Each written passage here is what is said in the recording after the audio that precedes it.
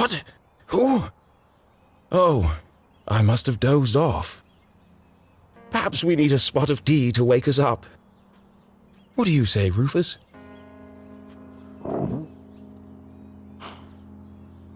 Yes, quite right. Better get back to work. This book won't write itself. Maybe I should start somewhere easier. I'll come back to the prologue later. The sun rose over another perfect day in picturesque Артуртоне.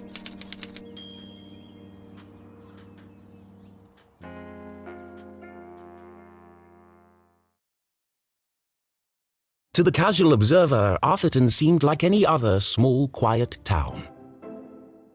It was nestled in a valley between two mountains, lined by lustrous forests, and perched on the edge of a pristine lake.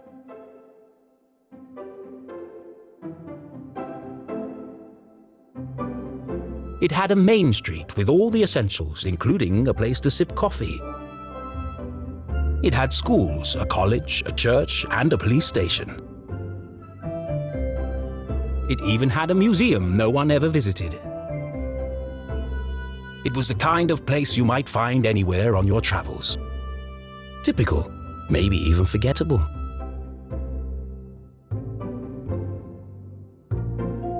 But there was one thing in Артуртоне that was unlike any other town in the whole world. Actually, it was a girl. Her name was Jenny LeClue. And she was the world's greatest detective.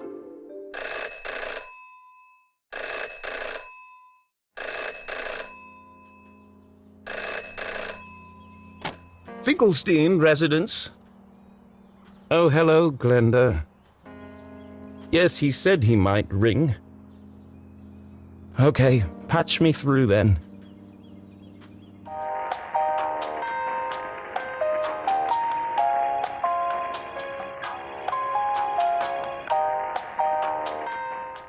Richard? Yes, I got it. I did, and my answer is no. I understand that, but... Well, yes, of course, but... No. Nothing is settled. I'm not going to do it. It goes against everything my books stand for. No, not yet, but... If I could just... Please, listen to what I'm saying.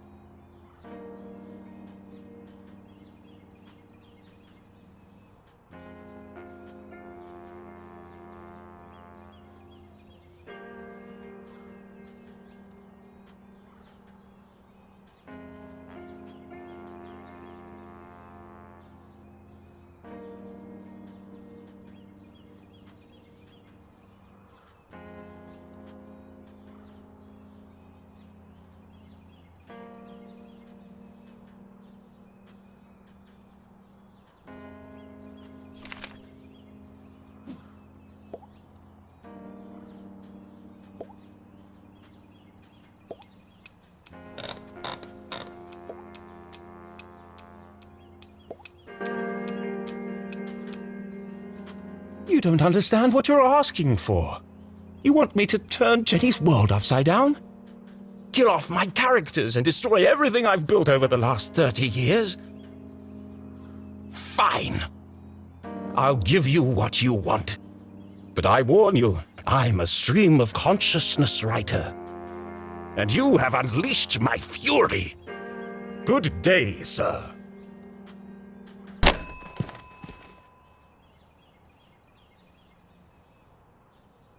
Boring? Predictable? Pah!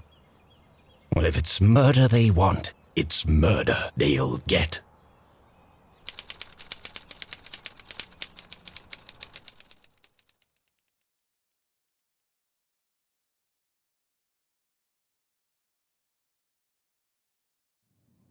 It should have been another perfect day in Arthurtone. But today was different, and nothing would ever be the same again. To begin with, Jenny LeClue was dead.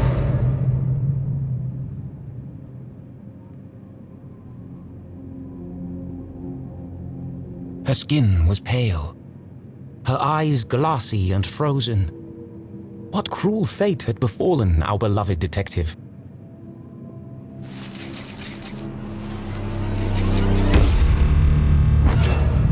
No! Never move the victim. Mrs. LeClue, she's doing it again. Jenny LeClue. You are a dead body. Dead bodies don't talk.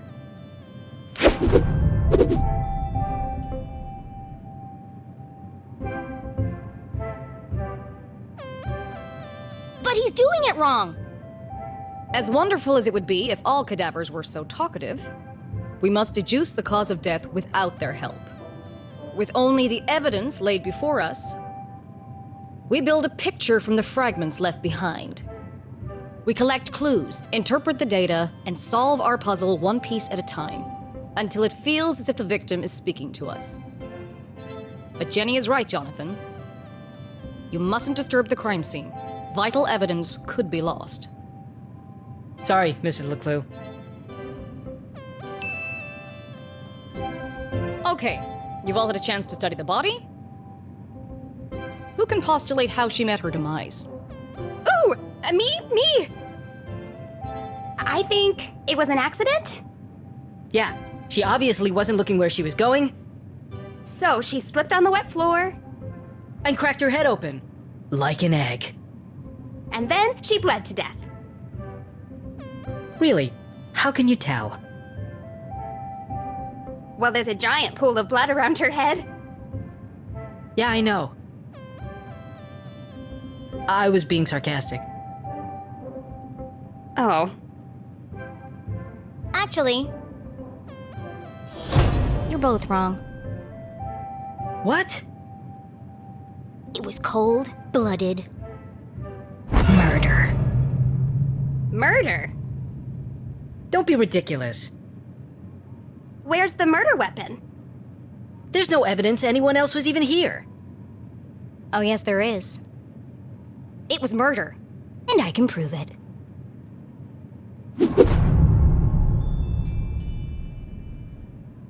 Jenny had read all the books. She'd absorbed all her mother's teachings. But there was nothing quite like getting your hands dirty. How many people get the chance to solve their own murder? The first step in any good deduction was collecting evidence. Seemingly insignificant details could provide a vital piece of the puzzle. First, I'll search the crime scene for clues. Then she'd analyze the data. And finally, Deduce the real cause of death.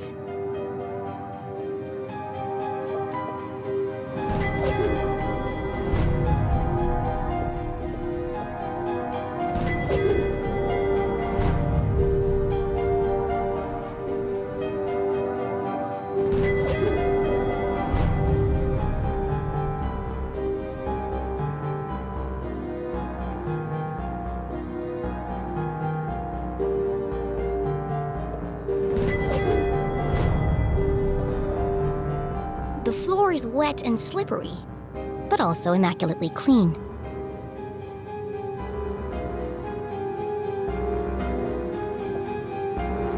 What a waste of perfectly good coffee. Jenny's love for coffee was almost as strong as her passion for crime solving. Chalky green residue on the rim. Smells like burnt matches.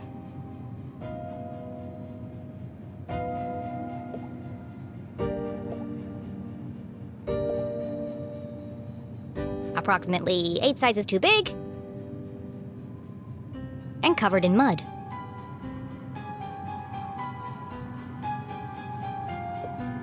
Jenny's blue sweater was scruffy and quite uncomfortable. But her grandmother had knitted it, and so it was her favorite. The more it itched, the closer she felt to her.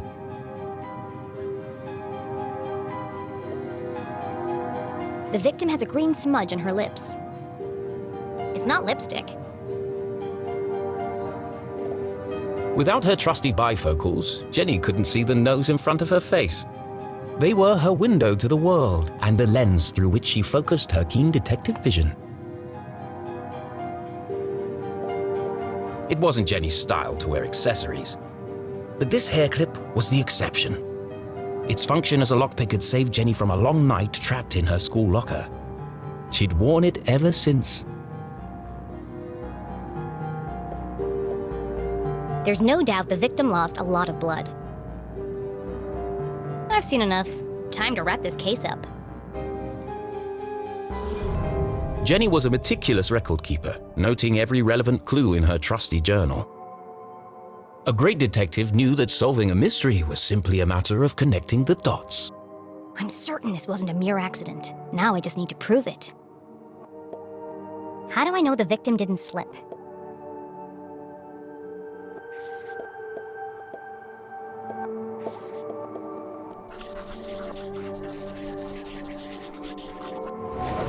The victim's boots are filthy. They should have left big muddy footprints on the floor. So where are they?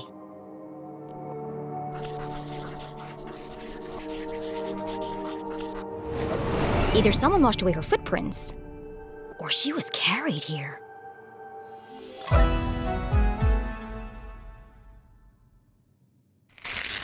Okay, that proves she didn't slip. So how did she actually die? What was the real cause of death?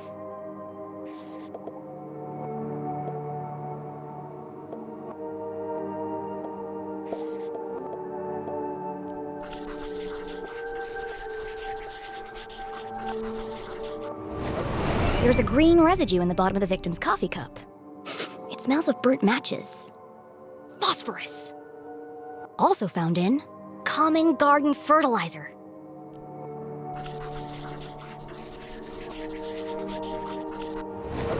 The same green mark is on the victim's lips. Her coffee was spiked with fertilizer. Someone clearly wanted her dead.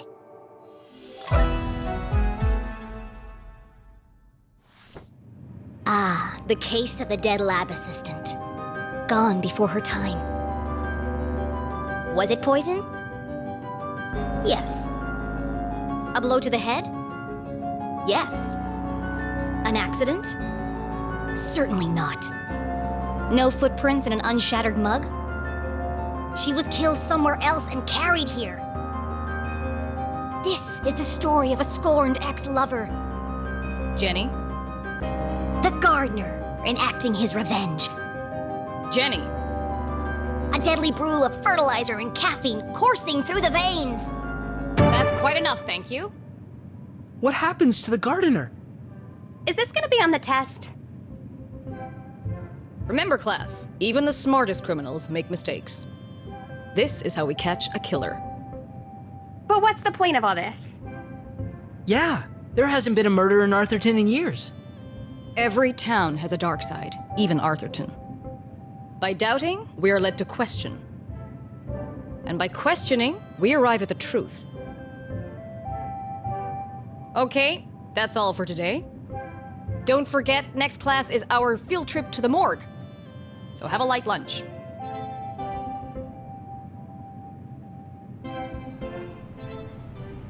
The students need to think for themselves, Jenny.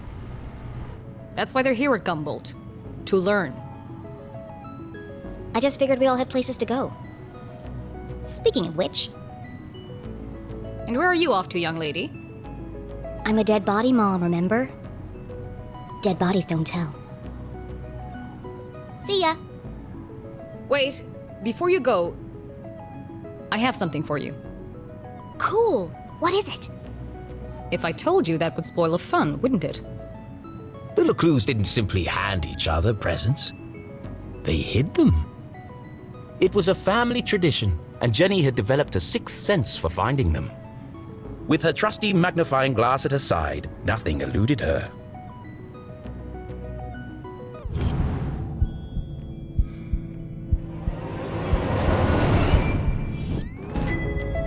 A new journal! To Jenny, there was nothing better than the aroma of a fresh leather notebook. It smelled like mystery. Without missing a beat, she did what any detective worth their salt would do. She decorated it.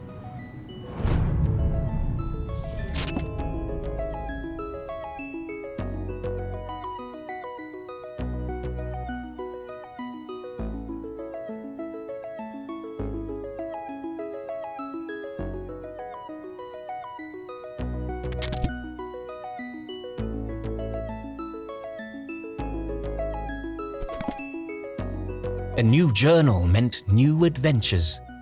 She imagined all the thrilling cases that would soon fill its pages. And on the first page, her mother had written an inscription. A great detective never gives up. Love, Mom.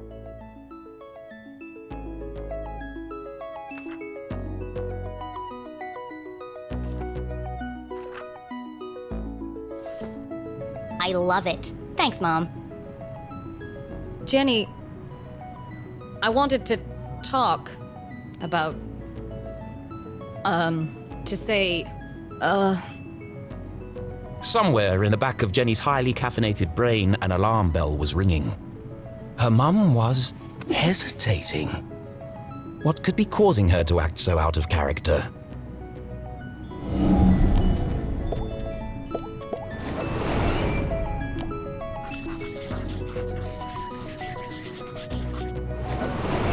Crossed arms. Furrowed brow. Jenny saw it coming from a mile away. Her mother was about to get Emotional. I've really gotta go. no, Jenny, wait. I need your help. What? Really? Jenny couldn't believe her ears. It was extremely unusual for her mother to ask for help. It must be something very important. Tracing the steps of a deranged killer? A cold case that only someone with Jenny's expertise could solve? I've misplaced the students' essays on decapitation. See if you can find them for me before you leave. I have to run. Wow, the case of the misplaced papers. Are you sure you want to trust me with such a complex task? I have no doubt you'll be able to find them. They're around here somewhere. Jenny was unsure if her mother was unable to detect sarcasm or just really good at ignoring it. Okay, Mom. I'll find them before I leave.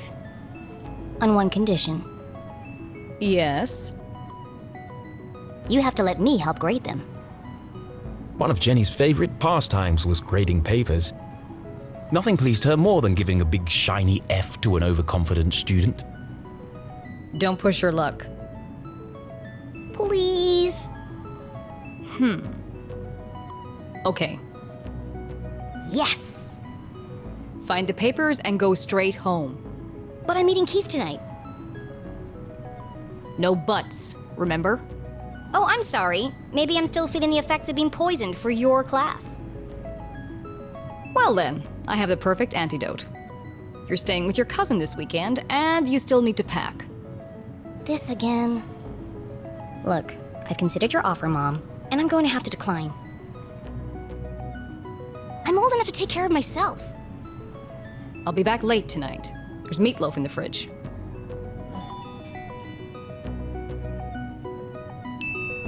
So you don't trust me to take care of myself this weekend, but you do trust me to fix dinner and not burn the house down? Jenny LeClue, it's been a difficult week. Could you please just do what you're told for once and stop asking questions?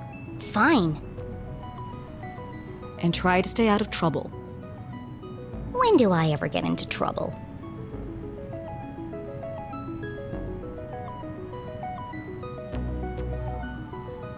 All right, let's find these papers and get out of here.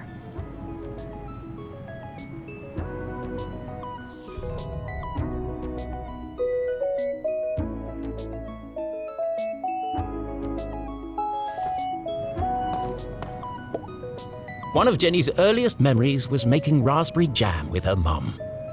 It's the perfect substitute for blood in class demonstrations. And better tasting than the pig's blood the textbook recommends.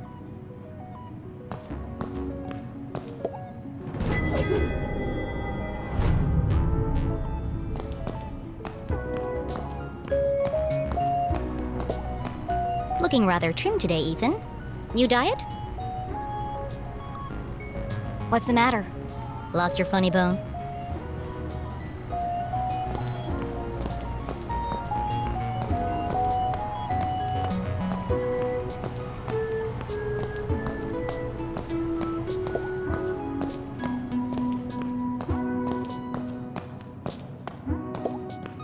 Please do not touch. Someone must be running an experiment.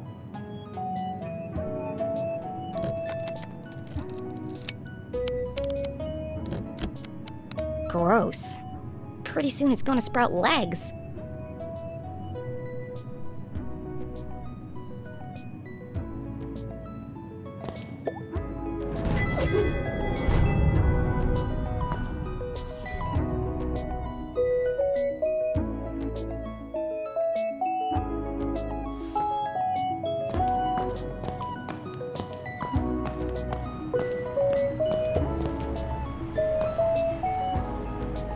Becoming a great detective took more than book smarts. You needed real-life experience. And Jenny was always on the lookout for a chance to get her hands dirty.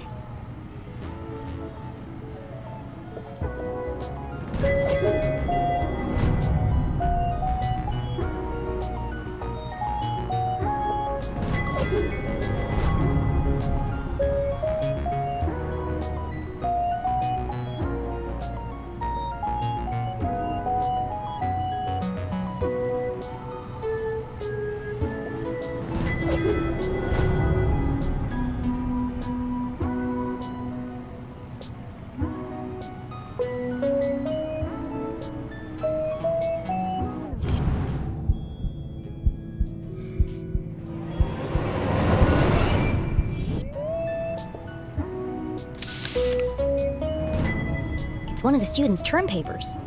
You can tell by the terrible handwriting and erroneous conclusions. Mom must have put them behind the chalkboard.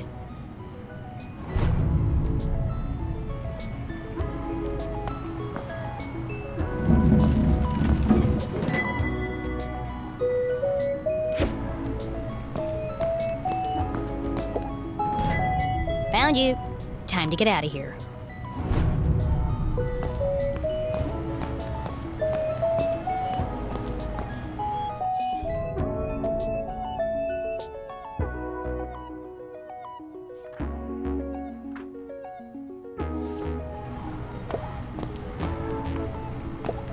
Jenny looked around the room one last time. Was she ready to leave?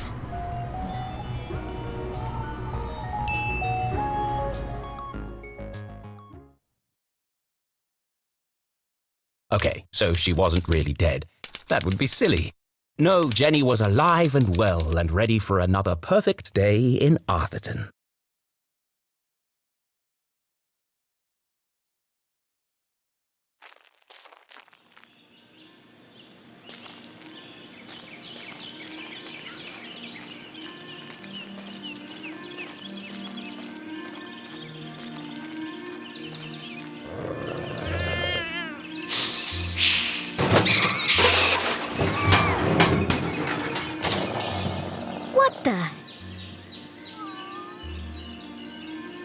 What a mess. I should investigate.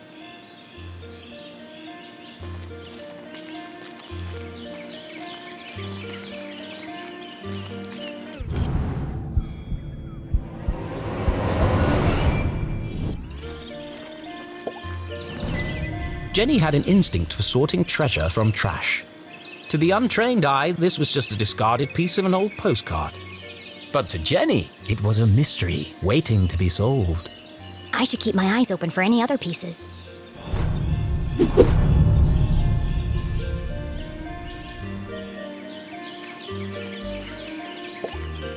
The notice board was awash with flyers, personal ads, and the occasional piece of gum. I'm amazed anyone can find anything on here. Fortunately, Jenny had a useful trick to use in a situation like this. Mom always says, a great detective eliminates the noise. Focus on the details, and you'll find clarity in the chaos.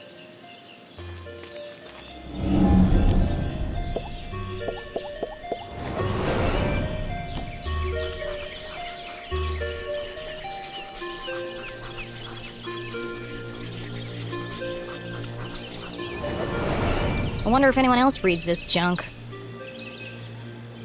Hold on. What's this? Oh no, they've extended curfew hours again. 9 p.m. to sunrise? That's ridiculous. But necessary. Power outages had become a regular occurrence in town. It was dangerous to be wandering around after dark. It won't be long before we need a permit to go out at all.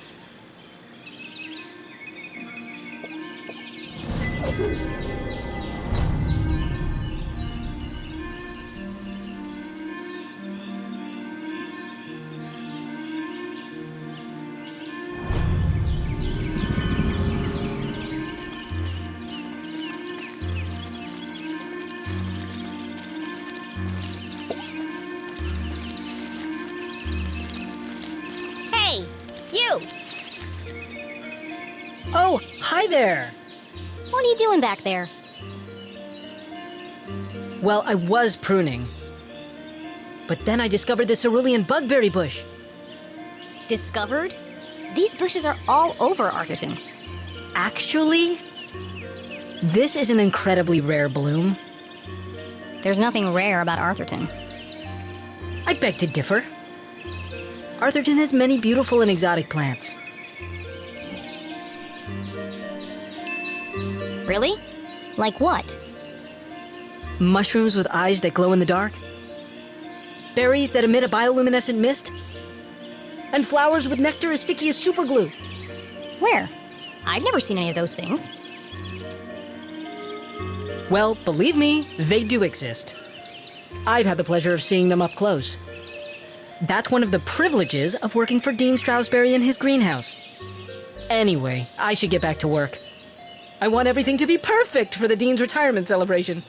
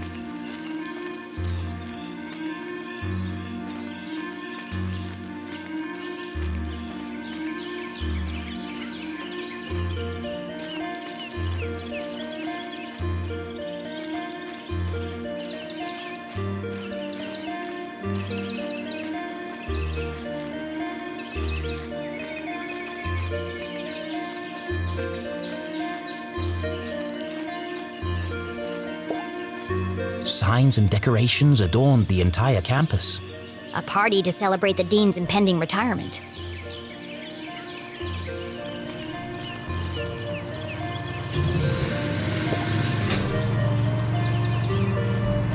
Left! Left! I said left, damn it! What part of left are you having trouble with? My left or your left? My left! Obviously, I mean my left. Why would I mean your left? So you want me to move it the other way? Yes, nothing would make me happier. If you're not careful, we're gonna have Braun's brains all over the floor. They seem busy. I should probably lead them to it.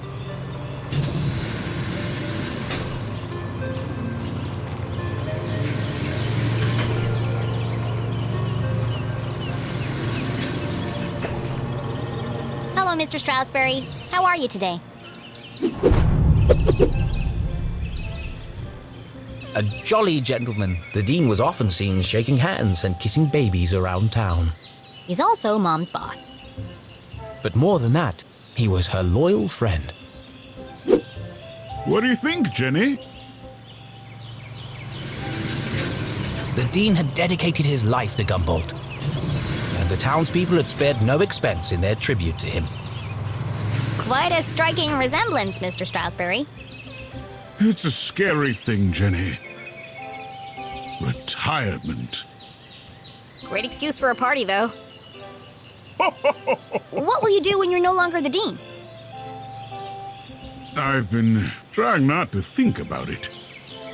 This place won't be the same without you. Things change, Jenny. Time marches on, and we must do our best to adapt. It's going to be difficult, but I'm sure we will get through it. What do you mean, we? Do you think they made my belly too big?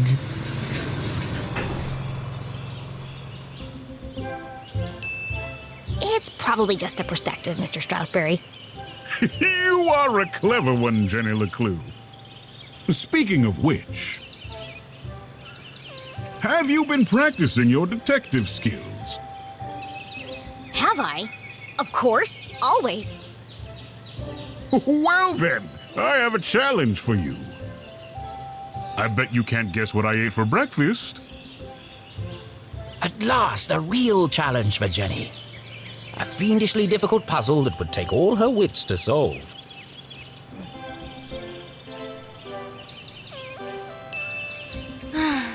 Well, okay. Anything for you, Mr. Stroudsbury. Oh, how wonderful.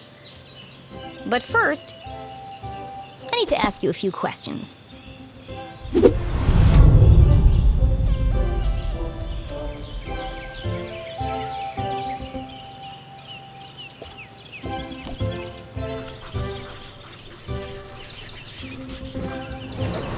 The Dean was a big fan of the Gumboldt moonbeams, and not just because his son was a prominent figure on the team.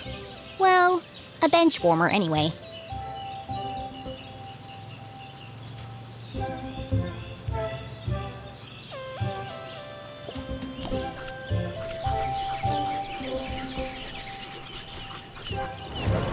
Ipsa scientia potestas est. Looks like Latin. Your ring sure looks old. It was made for my grandfather. He passed it down to my father, who passed it down to me. And when the time comes, I'll pass it on to my son. The Stroudsbury family had been champions of education for generations. What does the inscription mean? Knowledge itself is power. The inquisitive spirit is a mighty thing, Jenny. And nothing is as important as the truth.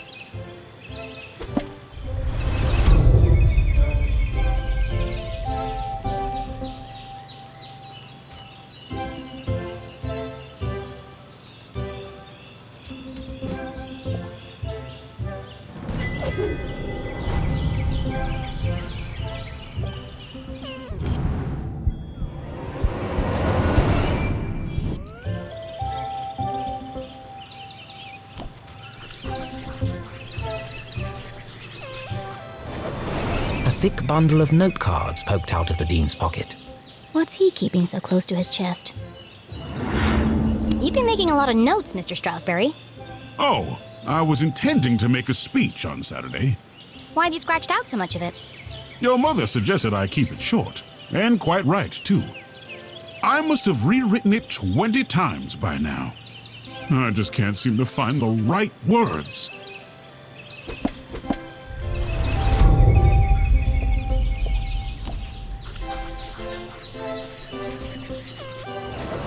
Looks like he accidentally put a spoon in his pocket instead of his pen.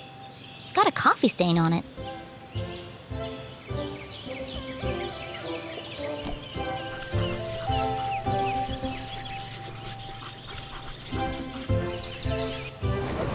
His watch is slow. That's unlike the Dean. He's usually very punctual. Your watch is 45 minutes slow. Is it? Oh my. That explains why there was no cheesecake left in the cafeteria. My head's not screwed on today. Thank goodness you noticed, or I'd be late for my meeting with your mother. Oh, really? She didn't mention anything to me. Oh, well, of course she wouldn't. It's nothing important. Why are you meeting then? It's just, she's helping me finalize my plans for, Your party? Yes, that's it. My retirement party. Thank you. Are you okay, Mr. Strasberry? Of course. Now let me just fix my watch before I forget.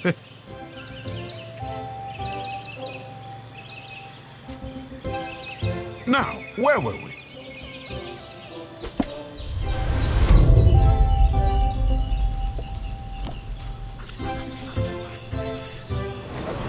For the Dean, being covered in plant life was not unusual. His work as a botanist was renowned. Looks like you're carrying some extra baggage today, Mr. Strasberry. Well, I do have a lot on my mind. I was referring to your legs. Oh, thank you. I have been doing my daily calisthenics. No, I mean the sticky stuff on your pants. What? Oh! Hitchhikers. I've been working on a new orchid hybrid in my greenhouse. They're beautiful, but the leaves are quite clingy. I will say, I am looking forward to spending more time in the dirt.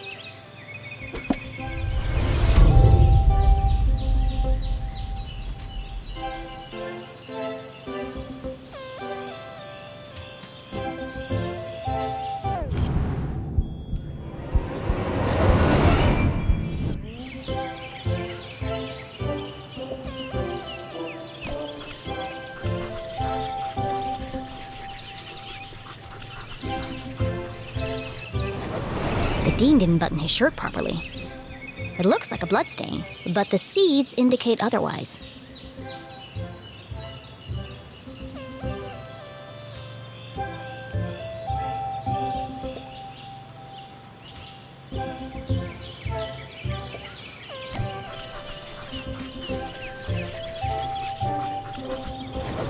It can't be dandruff.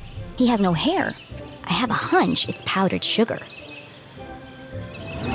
So, what do you think, Jenny? Can you guess what I had for breakfast? Sure, Mr. Strasberry. I've got everything I need to solve this mystery. What did the Dean eat for breakfast?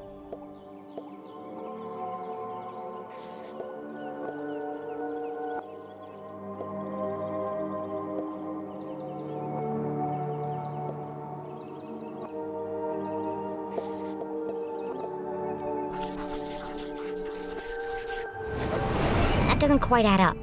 Let me give this some more thought.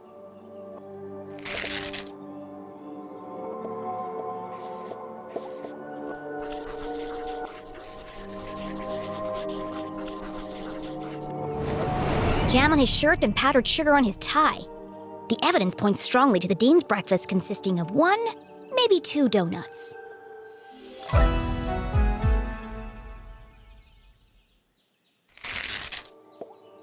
What else can I tell about the Dean's morning?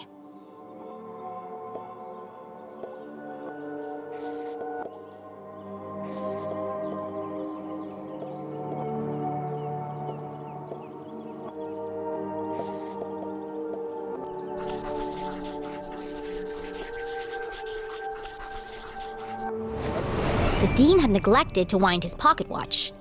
The act of a distracted man. This resulted in his whole routine being thrown off, which might explain why he has a spoon in his pocket instead of a pen.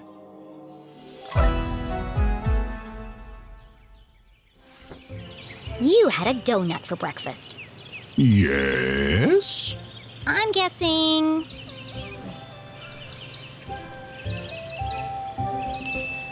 strawberry. How did you know? That part was easy. You always have donuts for breakfast. But something else caught my attention. Oh? I think you have something on your mind, Mr. Strasberry. You are usually a picture of precision and punctuality. But today, there's a spoon in your pocket and your shirt button is undone. My, you really are a LeClue. Your father would be so proud. Thanks. Well, I should be going. I'm meeting your son by the lake. And I'm meeting your mother in the library. What a small world this is. Too small. A perfectly small world with everything in its right place. Who would want to change that? Pardon? Nothing. See you on Saturday. Oh, yes. Until we meet again, Jenny LeClue.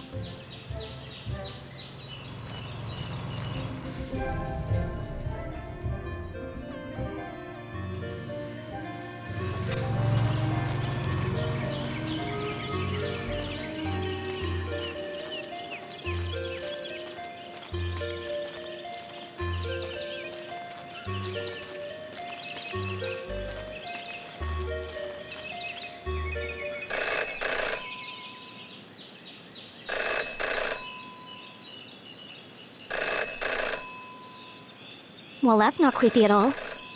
In her short time as a detective, Jenny had learned never to ignore a ringing phone.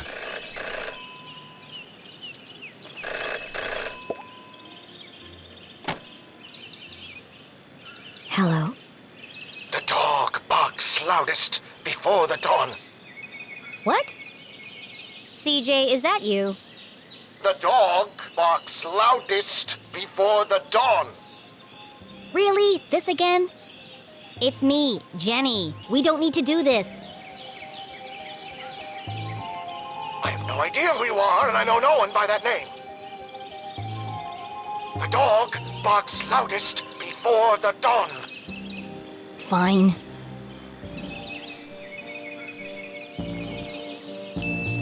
You can lead a horse to water, but you can't make it cook a 5-course meal. Good. The wind blows strongly from the east. A watched pot feels very self-conscious. Excellent. The evening sky is full of fireflies. The absent-minded goldfish swims into the blender. Ah! Jenny, it is you! Of course it is! I need to meet with you right away. Okay. Where do you want to meet? This place will do.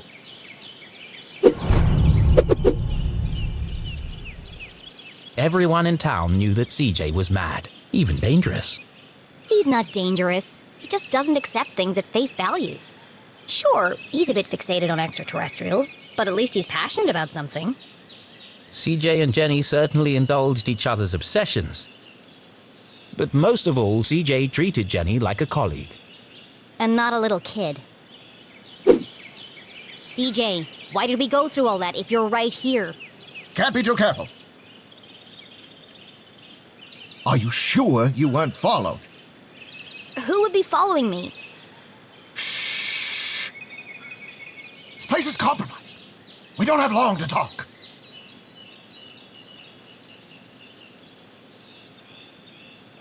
Now, what did you want to talk to me about? What? You called me. Did I? Why? Talking to CJ was a bit like navigating a maze. You had a rough idea of where you were headed, but you couldn't be sure you'd ever get there. I'll help you figure it out.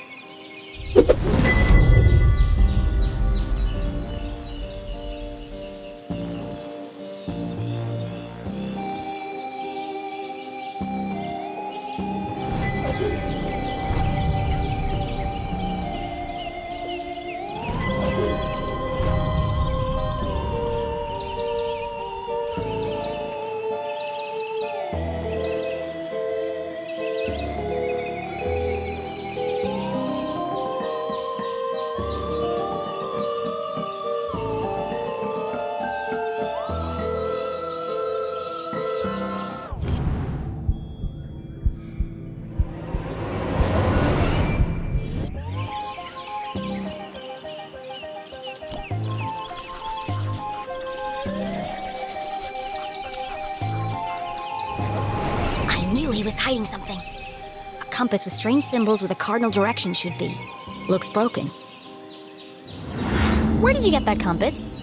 Ah, you spotted it! I knew you would. It belonged to my father.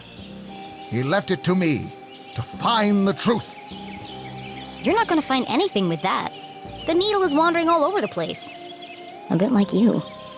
It's searching For what? for them. It's this town, Jenny. It's Arthurtone. They're here, among us, and this proves it. Or it could just be broken. Could be. I guess we'll never know.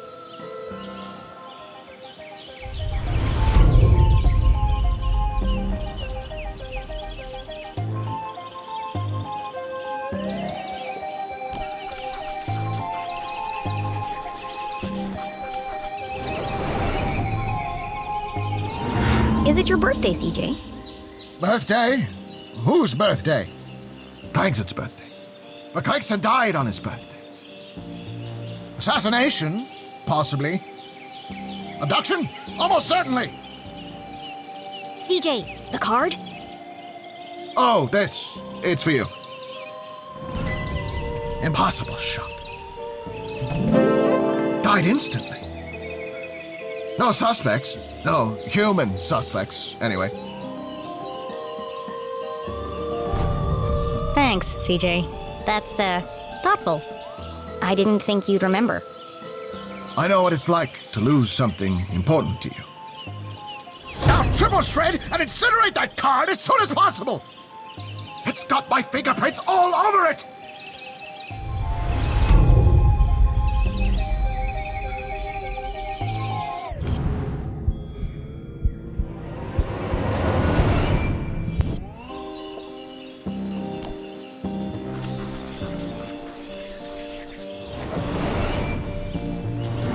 What's that sticking out of your sock? Ah! That's what I wanted to talk to you about. I intercepted a secret message. Classified intel. It's proof, Jenny. It's happening again. It's time for us to join the fight. This doesn't look like the kind of pamphlet he usually makes. It's been professionally printed. Could CJ finally be onto something?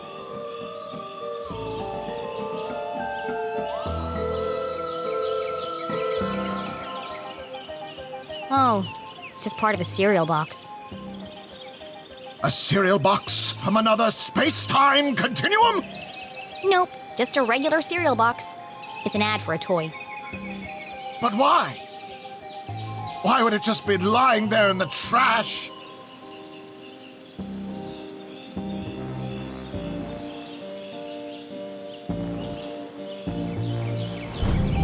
I'm sorry, CJ. There are still great mysteries out there to solve. But this isn't one of them. So what's the plan now? Library. Research. Very important. Very hush-hush. They let you back in? Not yet. But I've got this hat now. It wasn't your head that needed covering. No, for disguise. I know, CJ. What is it this time? More UFOs? Radio wave mind control? A globally connected communication network used exclusively to view pictures of cats? Jenny, you sound crazy. I'm just preparing my defense for the hearing. Is this because you tried to hypnotize Mrs. Brown's prize poodle? No, that was last week. It's because I peed in the water tower. CJ, that's gross. And this is the thanks I get for saving everyone from the mind control chemicals. Well, I guess I'll see you later then. But CJ was gone. CJ, I know you're standing behind the phone booth. I just watched you walk over there. No, I'm not. Okay then, bye. See you later.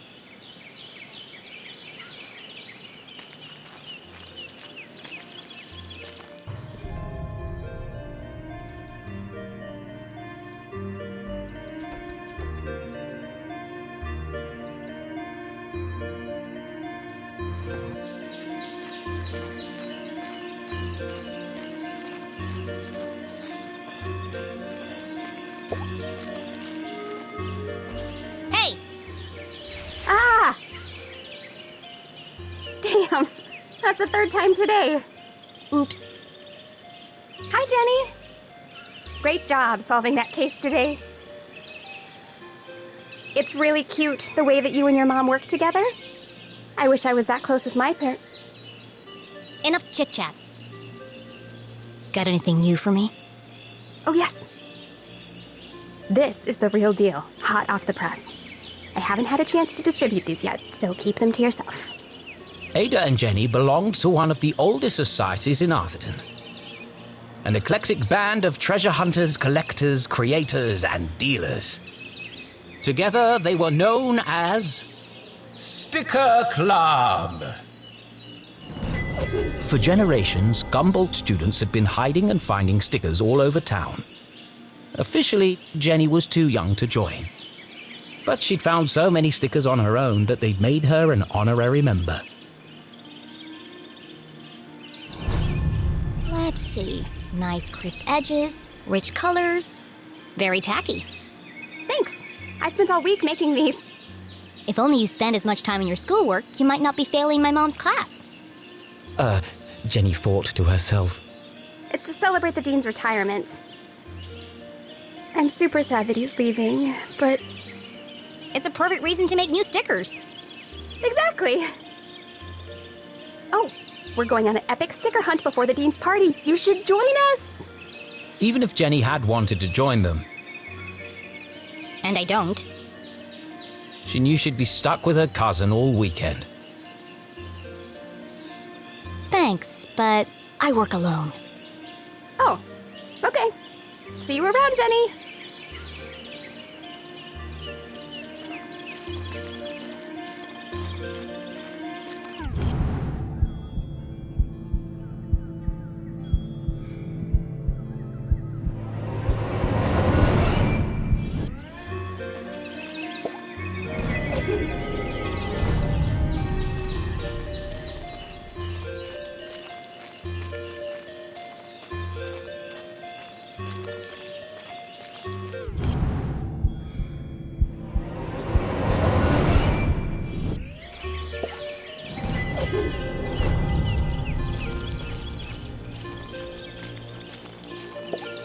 Lake Nowhere, 1 mile.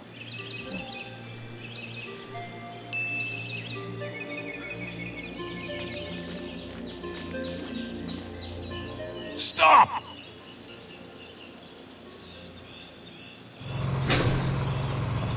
Perfect.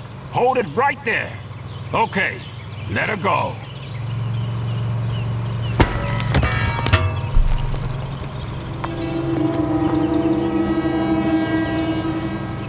Oh dear. That was ominous.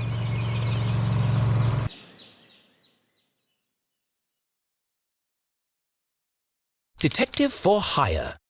Jenny had saved up the whole summer to place an ad in the local paper, but no one had answered it. Until now. What could this new case be?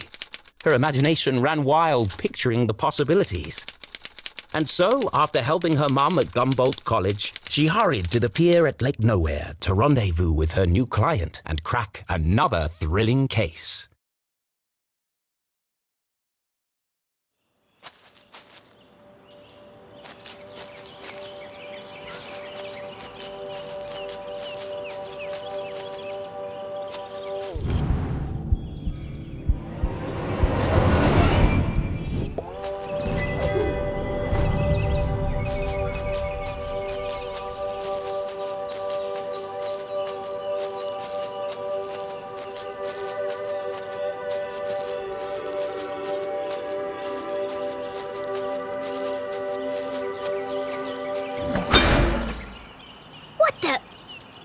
Hey, kid!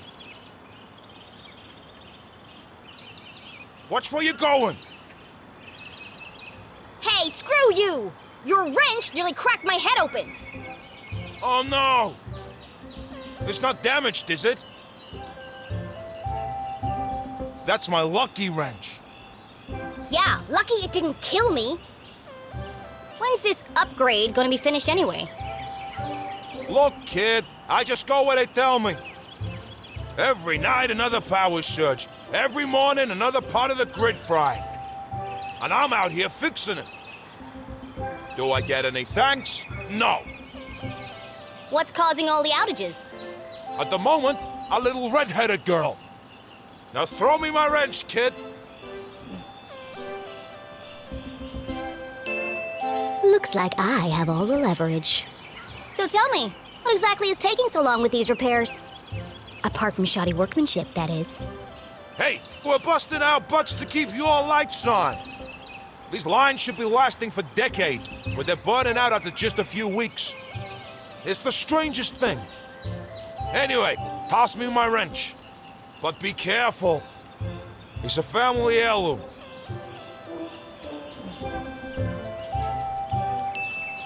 But what could possibly be using that much power? You're killing me, little girl. Arthurton's a tiny town. The mines are practically shut down. So what could it be? Surely someone must know. All I know is I got 3 more jobs today, and I can't finish any of them without my wrench. So, will you please just give it back already? Fine. I've got bigger fish to fry. Thanks, kid.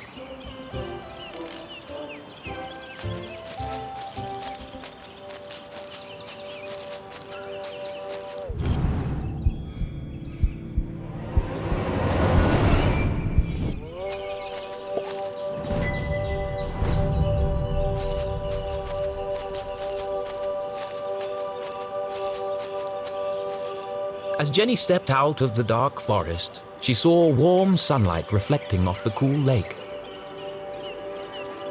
And next to that, something even cooler. Keith Stroudsbury. Come on, Keith! Dance like you beat it! Not so much grinding. Oh, Keith, what are you doing? Not everyone saw it, but to Jenny, there was something special about Keith. He's just happy being himself. Nothing seemed to bother him. Not even having to dance in a costume for $1 an hour. But Jenny was not so laid back, Not when it comes to standing up for a friend. especially her only friend.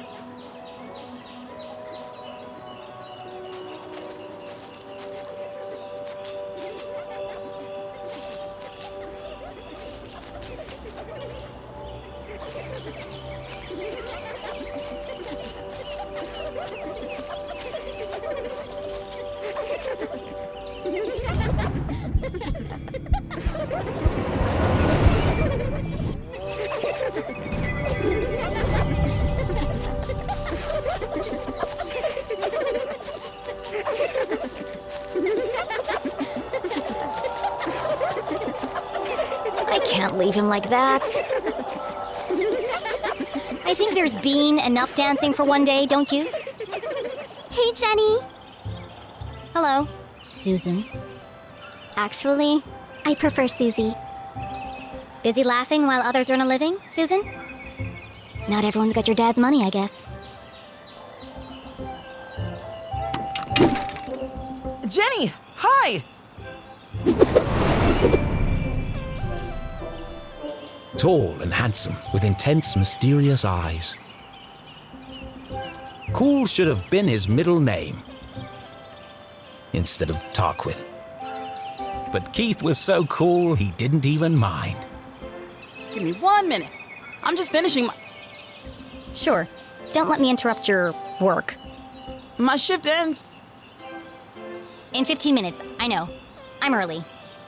I'm meeting a client over at the dock. Paid case. Could be big. Real big.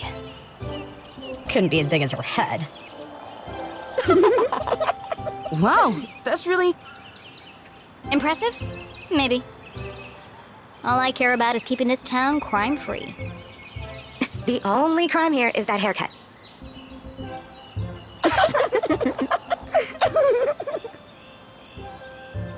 Back in a minute, Keith. I'll have the usual.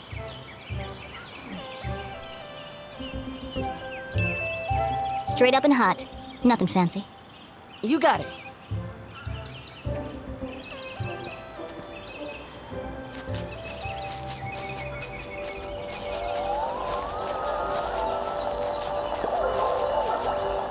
How about now? Move it to the left a bit. What's he doing up there? Not now, kid. We're busy. Any better? No, keep going. Now? Yes, it's working. Hold it right. That's what all the fuss is about? Not this guy again. What is that? Whatever it is, it's not my music. Maybe it's jazz? Shh! I'm trying to listen. You shush. I'm the DJ. I'm in charge. When's this party getting started, boys? Oh, just a few more minutes. How are we supposed to dance to this? I think we're losing them. Another station must be interfering with the signal. But there aren't any other stations in Arthurton. Wait! All these wires must be acting as a giant antenna. Jenny listened closely to the mysterious transmission. It was like no other radio broadcast she'd heard before. Hold it steady! Sorry, I'm trying. That's just getting worse. You might as well come down. No, wait! I can almost make out what they're saying. But just like that, the sound faded away. What did you do? That's no use. Come on.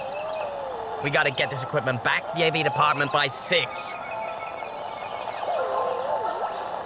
Jenny was so lost in contemplation, she'd almost forgotten the case at hand. My client. I'm supposed to meet her at the dock.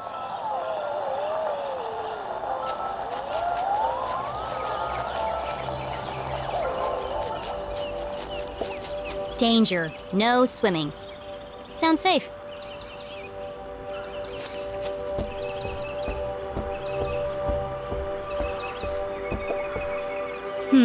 How do I get this ladder down?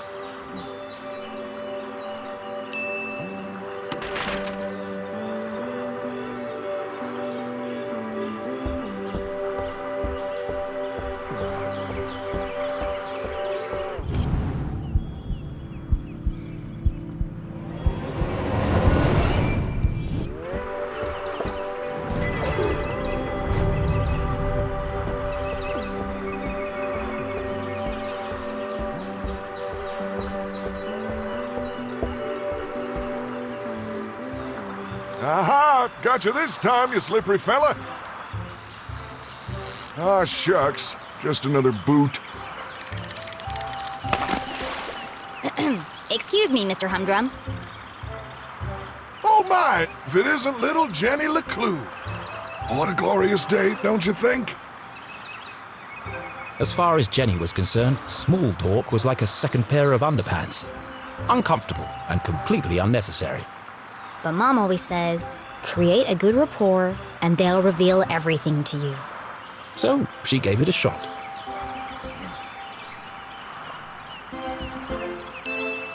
How's the fishing? Oh, the fishing's great. But the catching is bad. All I'm getting are old boots and strange bits of metal. But just look out there, Jenny. She's got that wonderful afternoon glow. No one knew why the lake glowed at night. And few were brave enough to swim its murky waters. What lay beneath its depths was the stuff of myth and legend. Somewhere out there lies the giant red herring, or so they say. But no one's ever caught one. Sounds fishy to me. Well, if she's out there, I'll catch her. Someday. Great. Well, now that we have a good rapport, where can I find Mrs. Humdrum? Well, she's down there on the ridge. Only one problem. I think the ladder is broken. Ah, yes. There's a knack to it. First you shake it, then you kick it, and then you push it. Sounds unnecessarily complicated. I'll join you down there in a bit. Just have to sort my tackle out.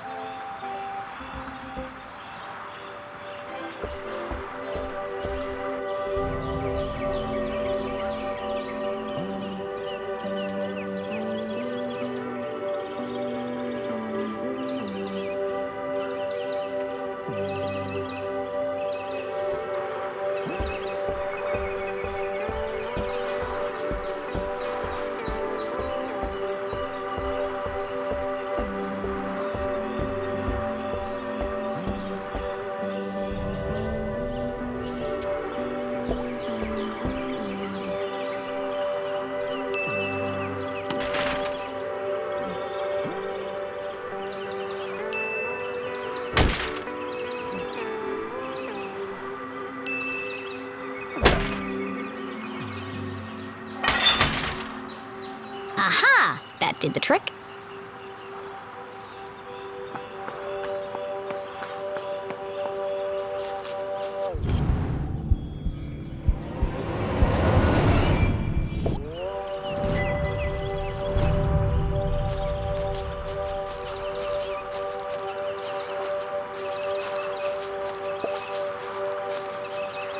Mrs. Humdrum, I presume?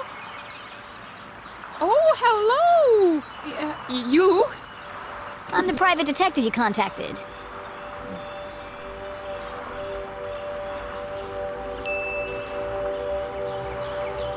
The code word is Purple Panda. I'm here to solve your case. Who is it, Dan? It's Jenny, dear, the LeClue girl. She doesn't see so well without her glasses. Oh, hello, Jenny. I'm afraid I don't see so well without my glasses. Nothing wrong with her hearing, though. What did she say? I said there's nothing wrong with your hearing, dear. Oh, no, thank you. I've already eaten. I believe you have a case for me? We do. We do. Great. So what's the trouble? Haunted by the ghost of a former lover? Worried you're being poisoned by a mad uncle? Something so dark and gruesome I can't even begin to imagine the horror? Well, I've lost my reading glasses. Oh. And there it was, a real case. A confounding mystery to challenge Jenny's brilliant mind. I thought this was finally going to be a good one. What do you think, Jenny? Can you help? Sure, Mr. Humdrum. I'm gonna need to ask you a few questions.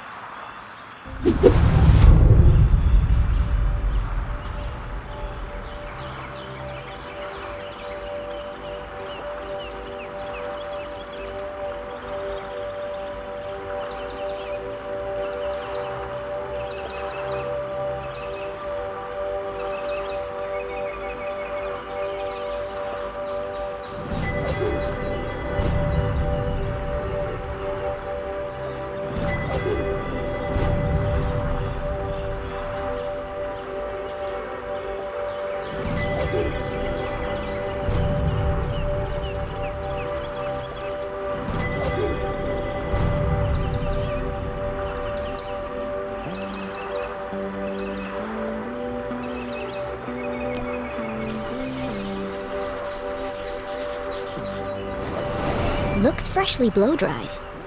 A professional job. Your hair looks lovely today, Mrs. Humdrum. Is that a new style? Thank you. I had it done yesterday. Dan didn't notice. They call it the Queen's Coif. Well, it's certainly big. And expensive. But I'm worth it, Dan.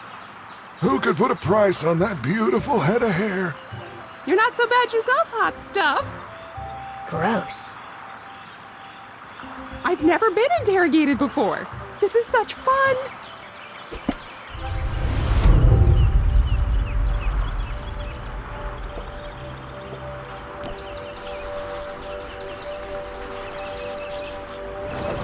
Jenny recognized the distinctive indentations left behind by a pair of spectacles.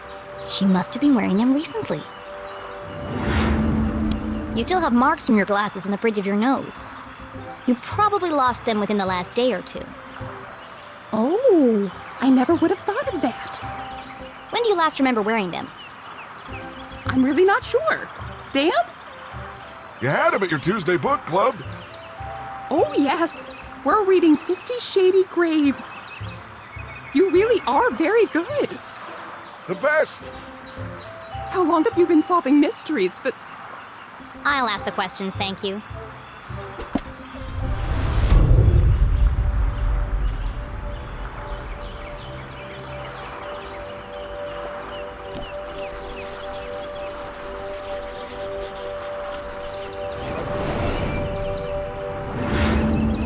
I expect you're finding it difficult to paint without your glasses. Oh no, I never wear them when I paint. I like to feel the canvas, to interpret the colors. She's an incredible painter. You should have her paint you. Thanks, but I don't mix business with pleasure. What's next? Fingerprints? Oh, polygraph test? It's like you're reading my mind.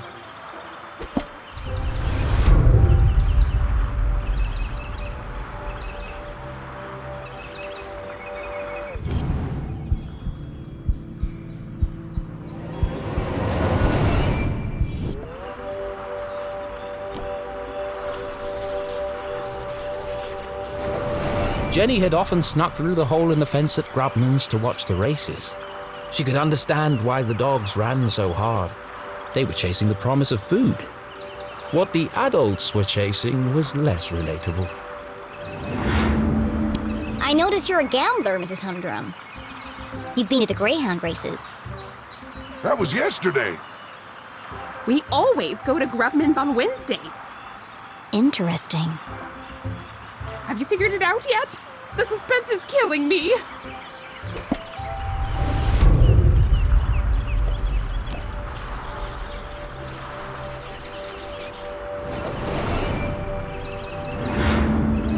Do you often carry a pair of binoculars?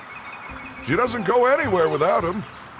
I presume you don't wear your glasses when you use the binoculars. No, I can't get my eyes close enough to the eye cups. I see. Did you take your binoculars with you to the races? Of course. Those critters are so tiny I can't keep up without my binoculars. Interesting. I feel like you know more about me than I do.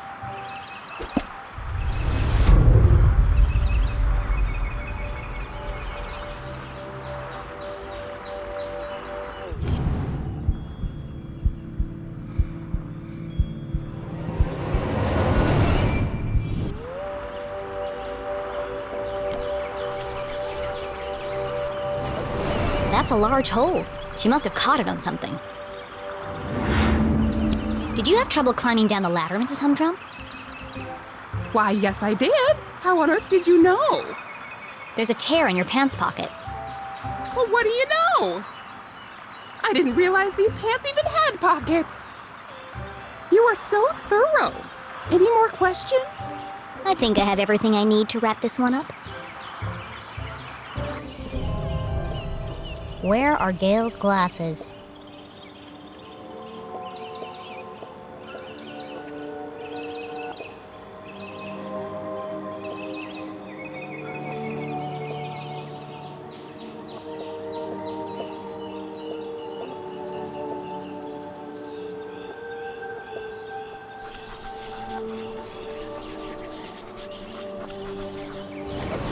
Gail was at the races last night. She had to remove her glasses to use the binoculars.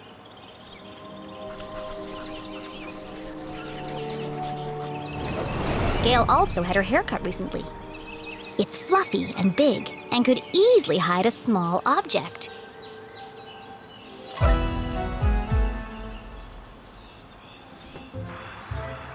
Solving a complex mystery like the case of the missing glasses was tough work. But now came the most satisfying part: delivering the dramatic denouement. Let's review the facts. 1. Not only do you love your binoculars, you've come to depend on them for bird watching, greyhound watching, basically anything far away watching. That's true. I immediately sensed the two optical devices, your binoculars and glasses, were incompatible. Thus, to use one, you had to remove the other. Fascinating. Fact 2. Yesterday, you changed your hairstyle. I did. Though fun, it was also impractical. And so tall that it could easily conceal a small object. I see where this is going. Please, don't interrupt. After much research, deliberation, and debate, I've concluded there is only one place the missing glasses could be. They've been on your head the whole time. Oh, so they are. Right there on top of my head. Incredible! What a talent! They're always in the last place you look, aren't they? A master detective in the making. What would we have done without you? Gail, don't forget to pay the girl. Oh, of course, silly me. You must be rewarded generously for all your hard work.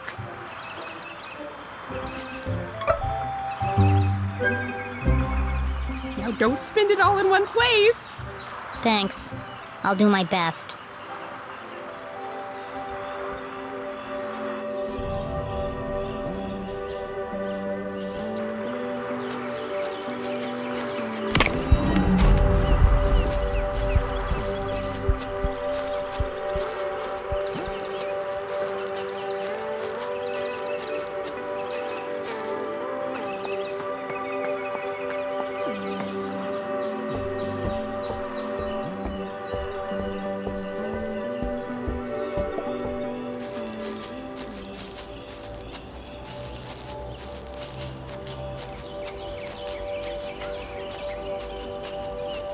Are you ready, Keith? Wow, what an amazing detective. Glasses on her head. Who could have guessed? Oh, you heard. Whatever would we do without Master Investigator Jenny LeClue? I thought it was pretty cool, Jenny. And a whole nickel! You must be so excited. Yeah, that's more than her mom makes in a month. Come on, guys. Let's all just... Hey, Jenny, my grandma called. She wants her sweater back. Oh, how wonderful it was to joke around with friends. I've had enough of this.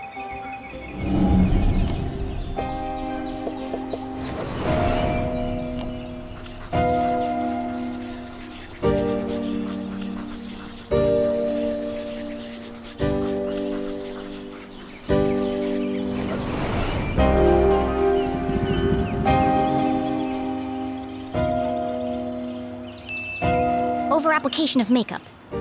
Hair drawn over face. Wear sunglasses even at night. You're trying to distract from something. A lazy eye, perhaps? What? No! How do you... Shut up, Jenny! You don't know anything! Wow, Jenny, that was cruel. Who even says something like that? Aw, don't cry, Veronica. She's just a weirdo nobody! Jenny, let who? And the case of the missing friends! Yeah, good one, Veronica. Come on, let's get you home. Are you coming, Susie? Thanks for the coffee, Keith. And the extra sugar. Of course. It's... Nothing special at all, and the same thing he does for everyone. Oh, okay. See you around, Keith.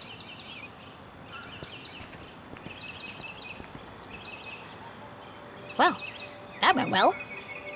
Shall we? Yeah. I've got no customers now anyway.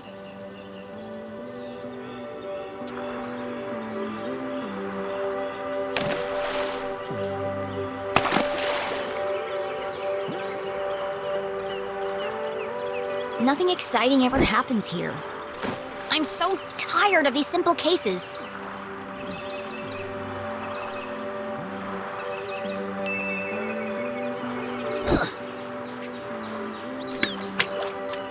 How am I supposed to become a real detective if there are no real crimes to solve? You help that old lady? Darn. Thanks, Keith, but it was stupid, and everyone knew it. Including your girlfriend. She's not my... And you really mustn't let them treat you like that. You should stick up for yourself. They don't mean anything. Sometimes you just gotta speak up and say how you feel. Well, You can't just let people walk all over you, Keith. Okay.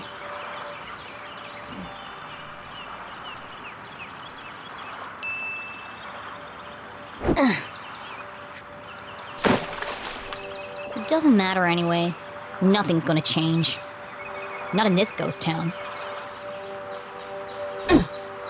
It's not so bad. Don't you ever wonder what it would be like to live somewhere else? Oh, not really. Who am I kidding? There is nowhere else. Not for miles.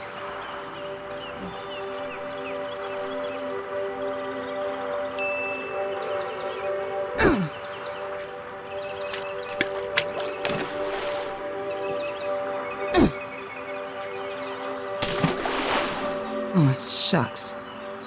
I see practice is going well. Is your dad still pressuring you to play? Well... Come on, Keith. You hate basketball. And tough love, but you're the worst player on the team. Not the worst. Well, on the bench anyway. Why don't you just tell him you don't want to play anymore? It's a Strawberry tradition. That's my point, Keith. This whole town is dead, stuck in the past. Everyone is just doing what they're told without questioning why. Where's the ambition, the sense of adventure? Are we still talking about basketball?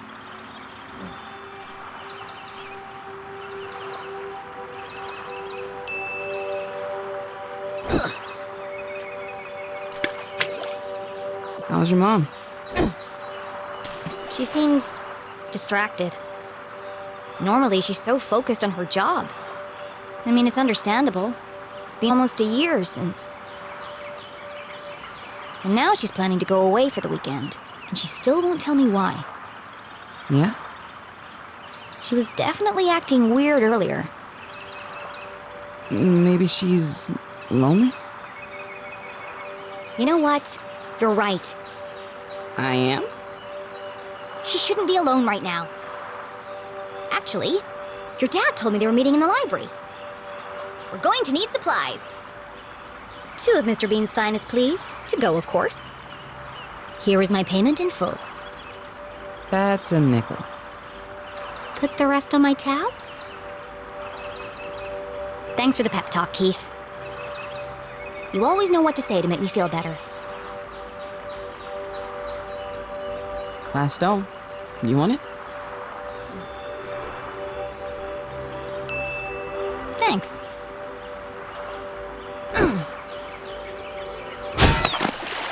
Woohoo! Bullseye!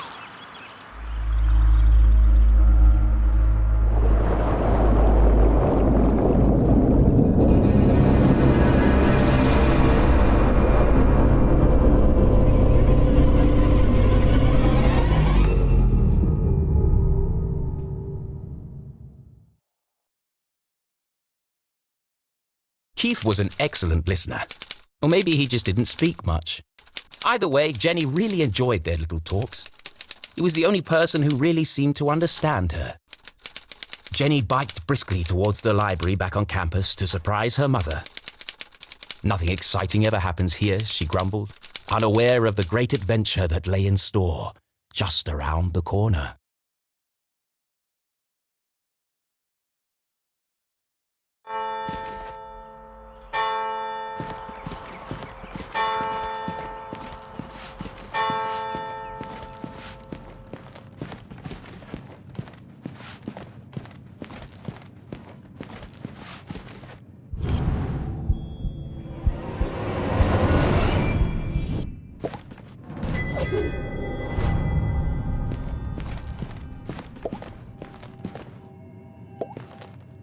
Gerald Strasberry.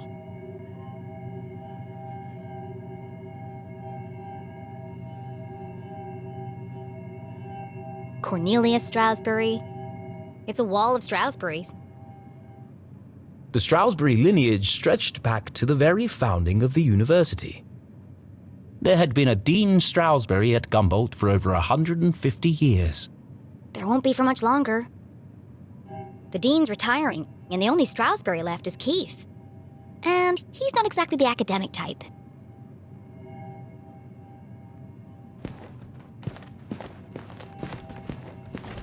No one on duty. A book thief. There's a note on the desk.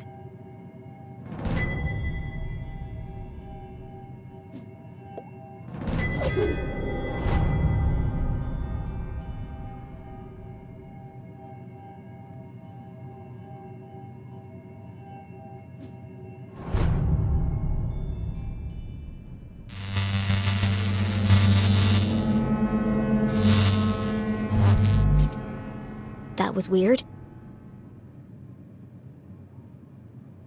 Hello? Mom? Mr. Strasberry? Anybody? Jenny's words echoed through the library. Something's not right here. A mystery was unfolding. Whatever it is, I'll get to the bottom of it.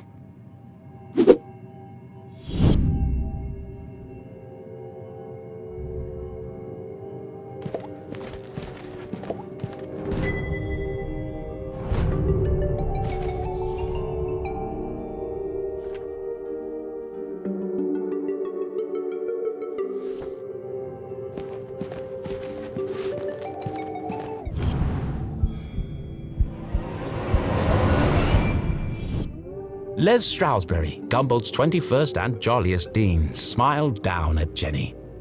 Looking a bit wonky today, Mr. Stroudsbury. A pair of wires ran down the wall and disappeared behind the painting. It's too high to reach. What are you hiding back there? The chandeliers that adorn this library are made from rare Артуртоне quartz, kindly donated by the Glatz Foundation. The Glatz family was one of the oldest in town. They were the first to mine the valuable quartz deposits beneath Arthurton. And as such, they became incomparably wealthy. And they sure like to let everyone know it.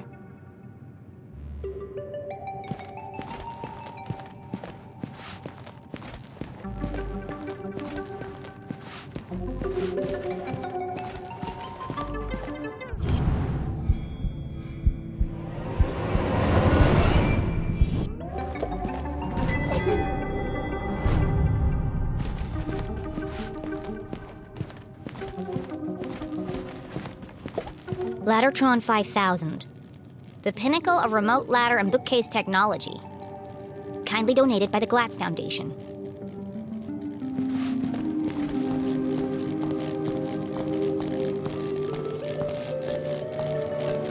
Whoa! Dangerous! The newly installed ladder system was prone to malfunction. Should have kept the old wooden ladders. They never tried to electrocute me.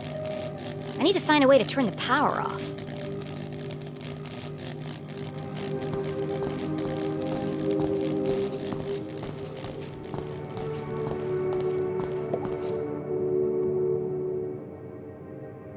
Jenny gazed at the technological marvel of Laddertron 5000. Seems pointless. It's not hard to move a ladder. Sometimes it feels like some unknown force is just trying to slow me down.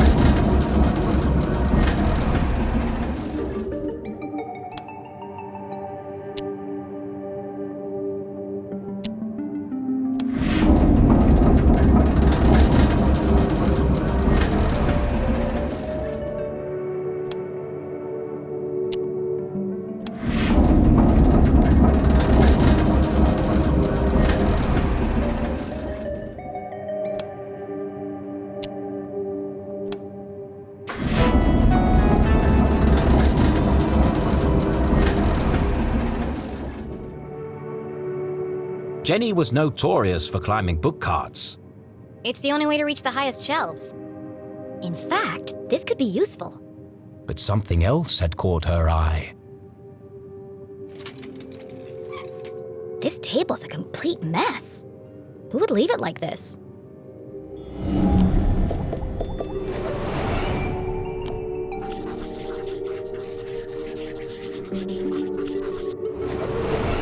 Illegible scribbles, intricate diagrams of giant machines, a worn copy of Aliens in Arthurtone. Jenny knew only one person could have been sitting here. CJ. It's odd, though. He usually hides everything when he's finished. What's this?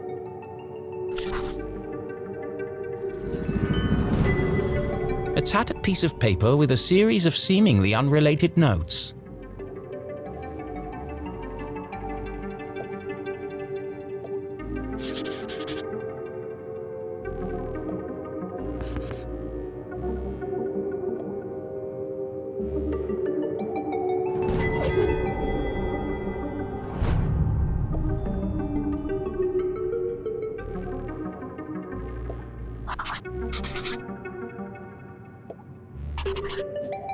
UFOs, shadow men, experiments on corpses. It seemed that CJ was unraveling a mystery of his own. Wait, there's something on the other side. Wow, a color map of Arthurtone. Jenny had never seen a town map with this level of detail before. I can't believe CJ left this behind. That's so unlike him. He'd be terrified if anyone else found it. I'll keep it safe until I see him again.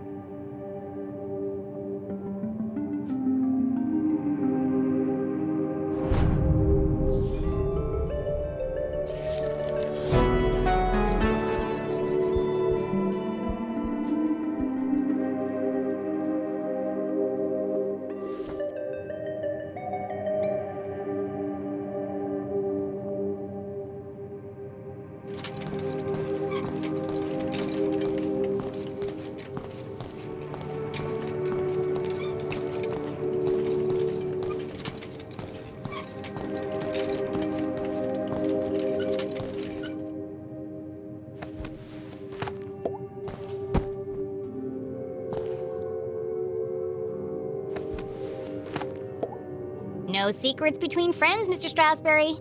Jenny stood on her tiptoes and delicately removed the priceless painting from the wall. Oops. Aha! Precisely what I was hoping to find. It was? Let's see. Lights, bookcases, ladders. I'll cut the power and continue my investigation. But Jenny knew better than to play with electricity, so she left it alone.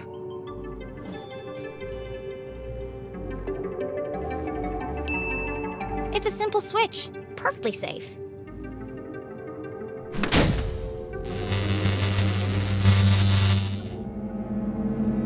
The eerie silence unnerved our tiny hero. But even worse was the dark. Jenny had always been terrified of the dark. Just breathe. A great detective never succumbs to fear.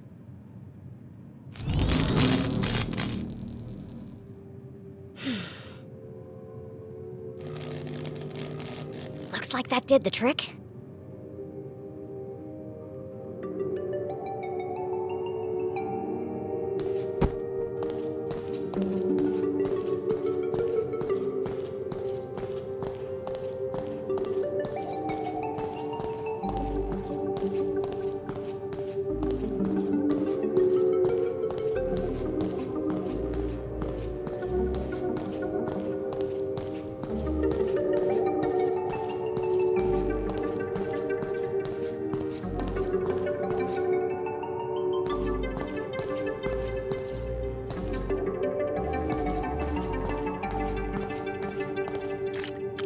Jenny stopped in her tracks. The sign clearly read, "Wet floor, caution." Her path was blocked. You're kidding me, right? Trampling muddy feet over a perfectly clean floor? She was a maverick, not a monster.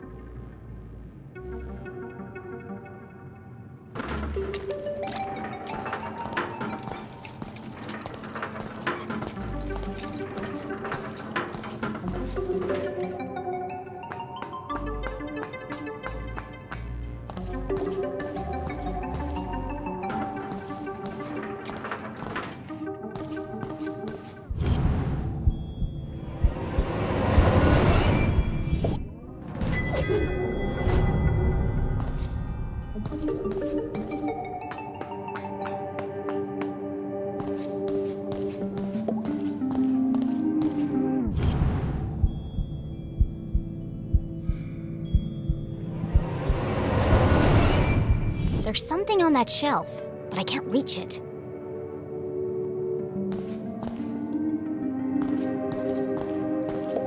Rare books. Our most precious collections reside in this temperature-controlled room. Kindly donated by the Glatz Foundation. Yeah, we know.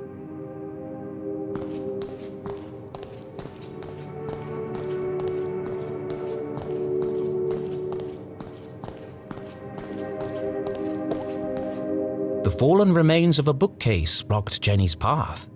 It looks like a bomb went off in here. It's too precarious to climb over.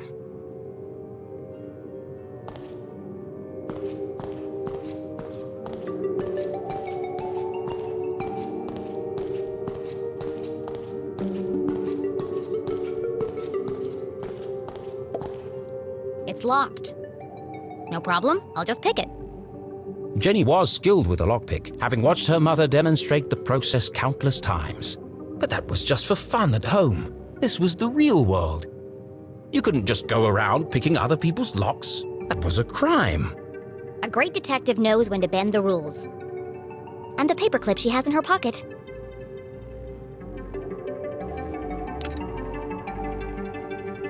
Mom always says, lockpicking is a subtle art. Move slowly and search for the sweet spot.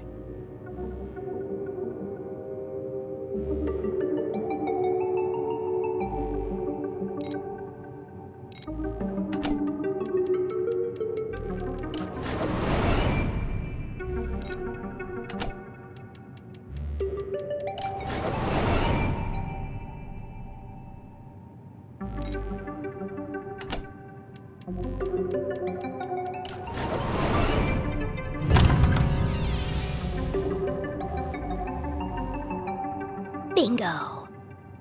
It must have been a rush of blood that caused Jenny to act so irrationally. Regardless, she had picked the lock and felt strangely exhilarated. What treasures lay behind the door? Oh, it's empty. Still, lead book card could be useful.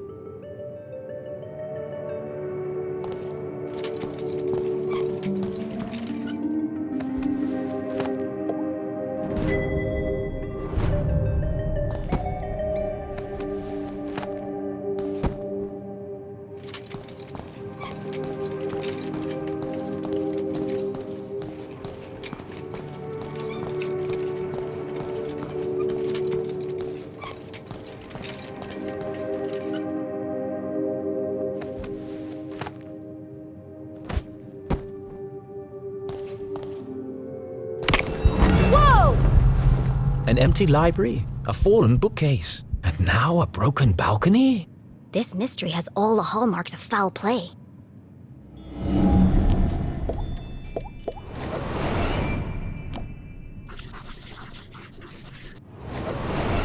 They say words can't hurt you. In this case, I'd be inclined to disagree.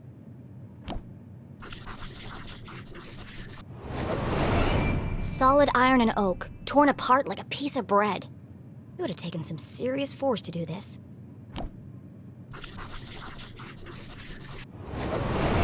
Something bad happened here. This is feeling more and more like a crime scene. And then Jenny saw it.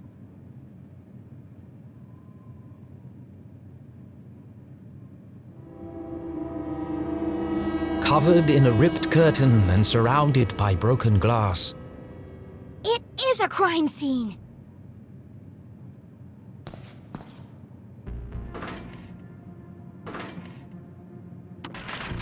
Something's blocking the ladder.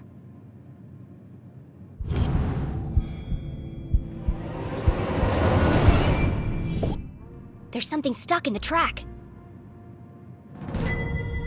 Ipsa, scientia, potestas, est. It's the Dean's ring! No wonder the ladders were malfunctioning. The ring must have caused a short circuit.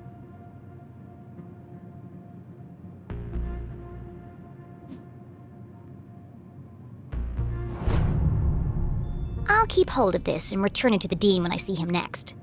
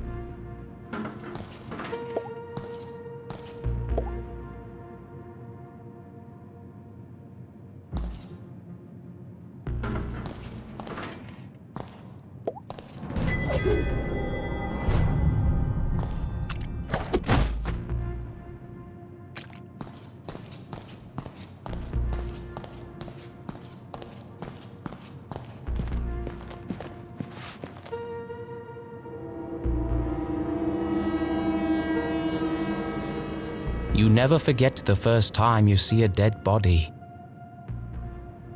It harrows the mind, terrifies the soul, scars you to your very core. A dead body? No way! This is amazing!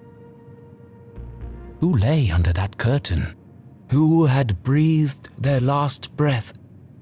Who had shuffled off this mortal coil to meet their maker? It could be anyone.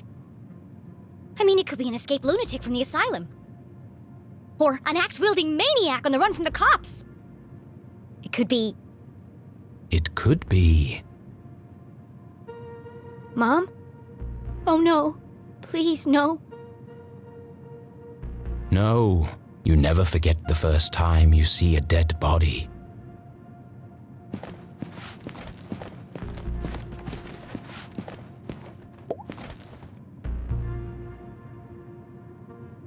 Jenny knew it was wrong to disturb the crime scene. But I have to know who's under here.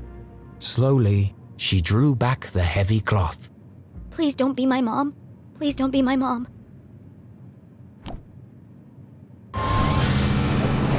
Dean Stroudsbury! Thank God. I'm sorry. I didn't mean it like that. Poor Mr. Stroudsbury. What happened to you? Was this a terrible accident? Or worse? Murder! Her stomach churned. Seeing the Dean's lifeless face, his contorted frame, Jenny felt the urge to run, to get as far away from this horrific sight as possible. Jenny had longed for an adventure, for a real case to solve. I didn't expect it to be like this. She gathered herself, took a deep breath, and began to search for clues.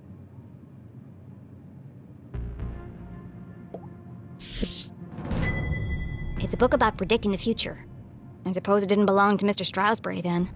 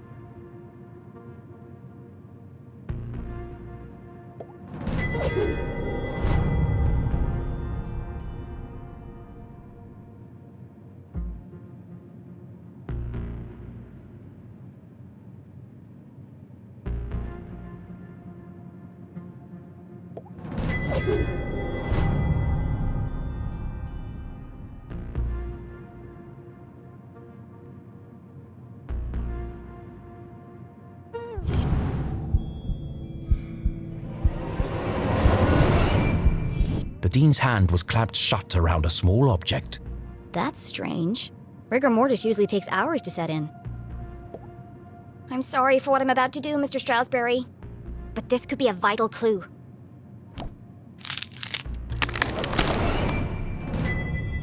Mom's ID card? But that means... Julie LeClue had definitely been here. She could be the last person to have seen him alive. She could be the killer. Impossible. My mother's a forensic expert. She'd never leave such incriminating evidence behind. But even the smartest criminals made mistakes. Jenny couldn't deny this looked bad for her mum. If anyone else sees this, they'll jump to conclusions. They'll think my mom's a murderer. Unless... A peculiar thought crossed Jenny's mind. Unless there's nothing to find. Removing evidence from a crime scene was highly unethical.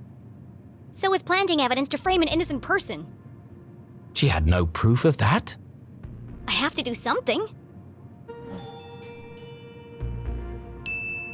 My mom would kill me if she knew I was tampering with evidence, but I have to protect her.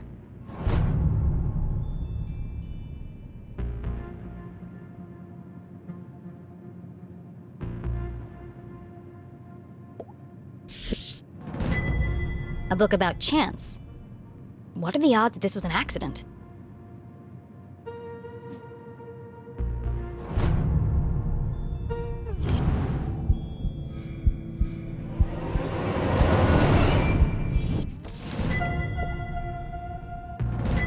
The Dean's planner lay open on today's date. Perhaps I can retrace his steps and create a timeline of events.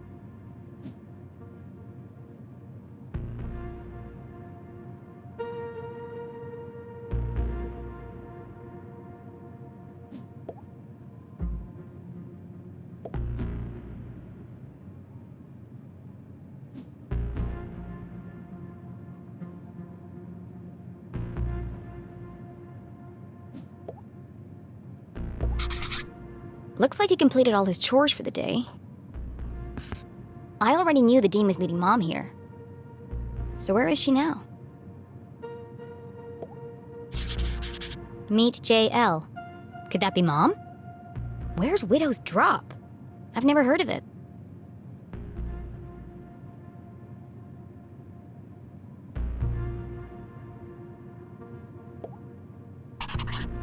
Looks like he cancelled his meetings on Friday and rearranged lunch with Keith. Oh, poor Keith. Jenny didn't know how she would break the news to him. But I should be the one to tell him. Gossip spreads like wildfire in Arthurtone.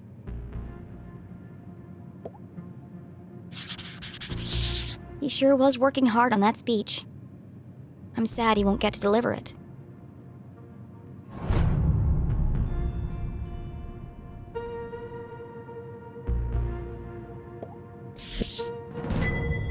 The Hawk and the Weasel and other bedtime stories. It could be important. Then again, it could have just joined the Dean for the ride.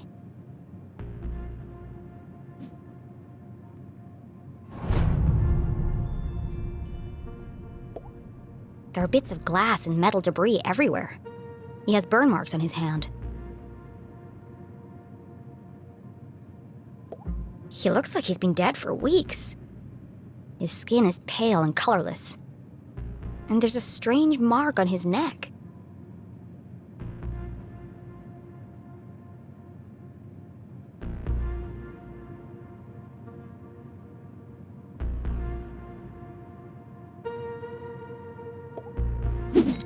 It's smashed, most likely from the fall. The hand stopped at 3:57 p.m. That gives me a potential time of death. If Jenny had arrived just a few minutes earlier, I might have been able to save him. I think that's all the evidence I'm going to find here. she took one last look at the Dean's lifeless body. I'm sorry, Mr. Strasberry. I promise I'll get to the bottom of this.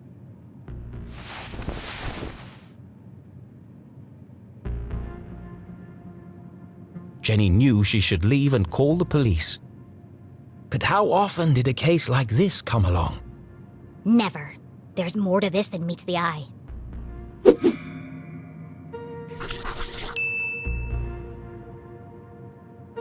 Some of this evidence must be connected. So she opened her journal to join the dots. What was the apparent cause of death?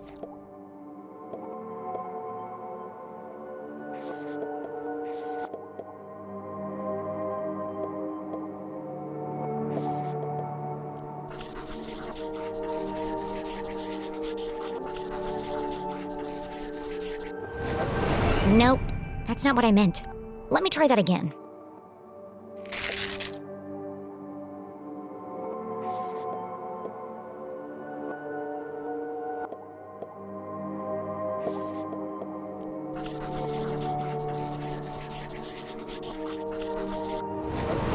It looks like the Dean was thrown from the balcony when he reached down to pick up his ring, which was stuck in the electrified ladder track. He grabbed the curtain, but it didn't slow him down. He landed on a bed of metal and glass debris.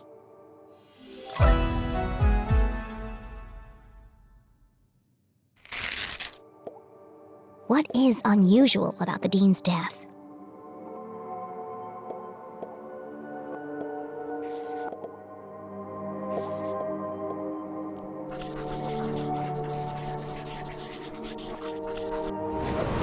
Dean has a strange mark on his neck. All the skin around his face is gray and gaunt. I've never seen anything like it before. He's holding my mom's ID card, which makes her the prime suspect. But why would she or anyone want to kill Dean Strasberry?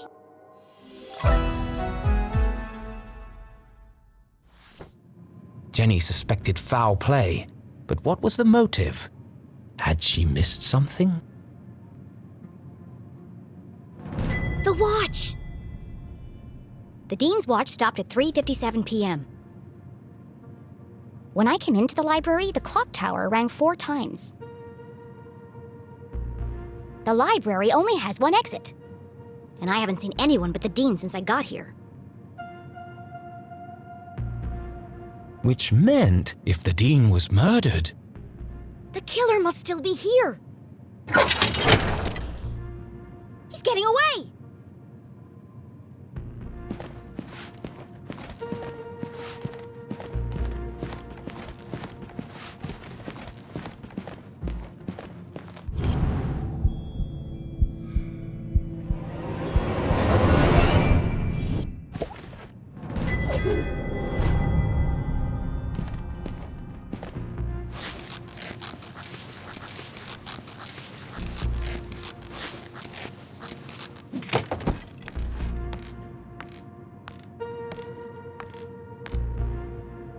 Jenny could hear police sirens in the distance. Someone must have tipped them off. I'll catch the murderer and keep him busy until the cops arrive. Chasing after murderers was hardly the job of a little girl. Hey you! Stop!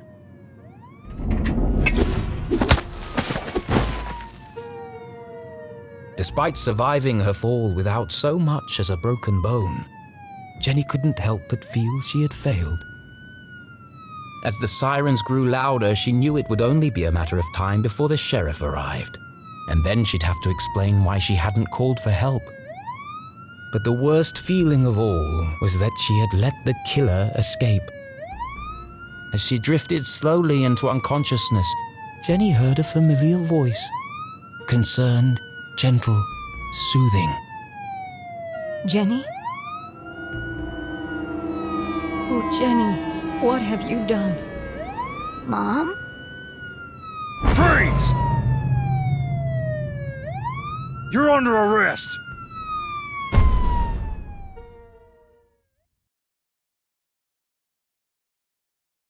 What have I done?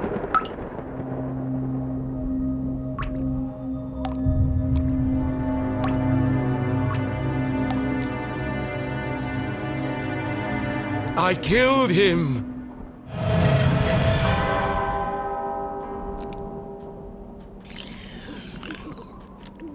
This is all wrong. Murder in Arthurtone?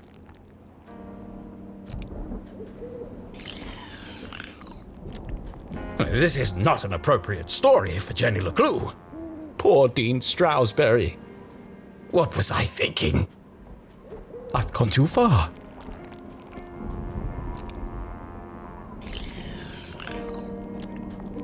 Perhaps I should take a break. Come on, Rufus, let's go for a walk.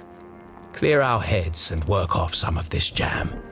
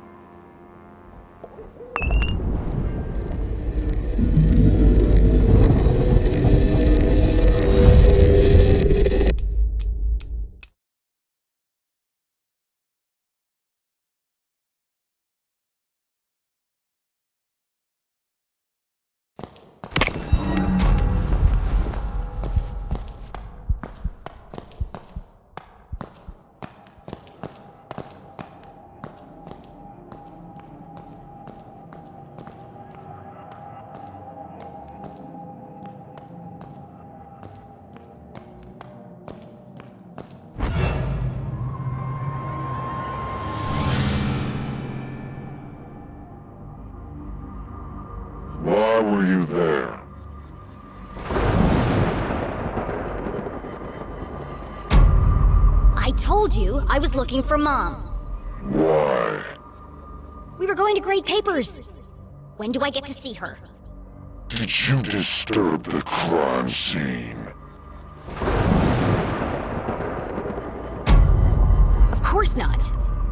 Now let me speak to my mom.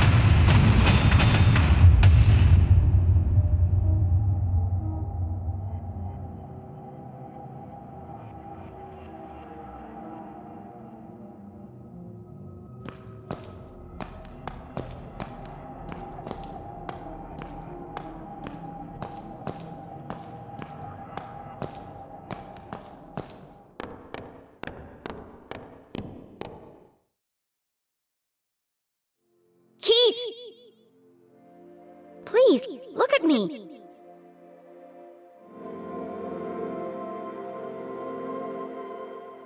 Keith, wait!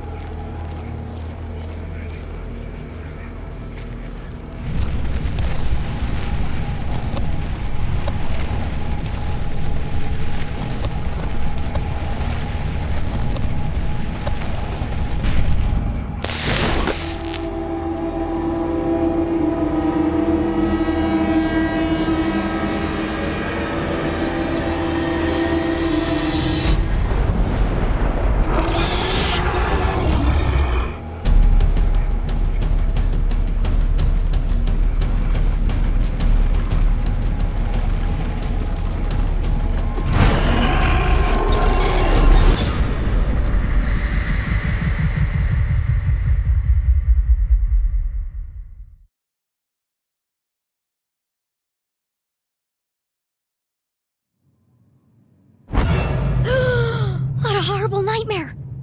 Dean Stroudsbury was dead. My mom was in jail? Keith told me he never wanted to see me again. And worst of all, I was surrounded by an evil army of giant teddy bears.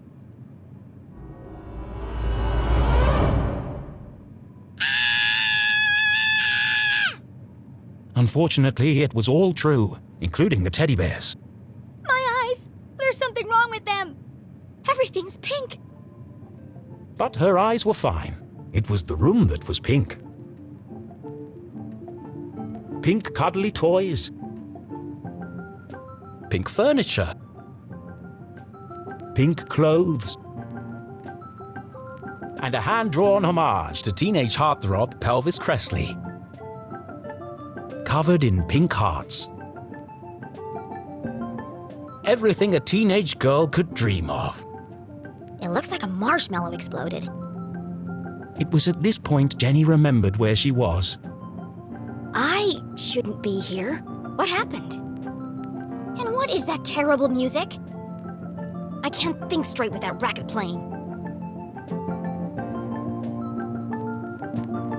These aren't my clothes. And where's my journal? That wasn't the only thing missing. The Dean's ring! It was in my pocket.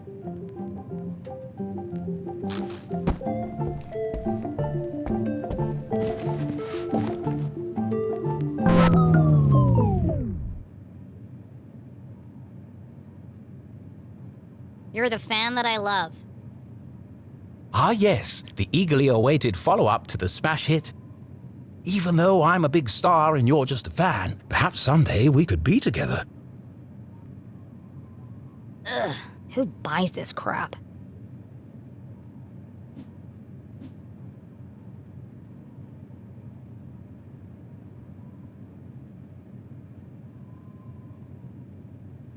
Huh?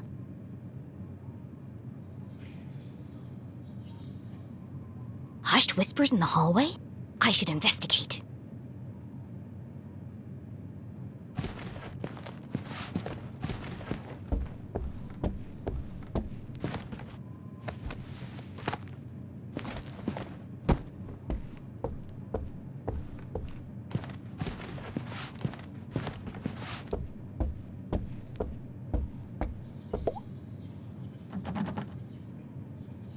It's locked from the outside. Who would trap a child in this nightmarish hellscape?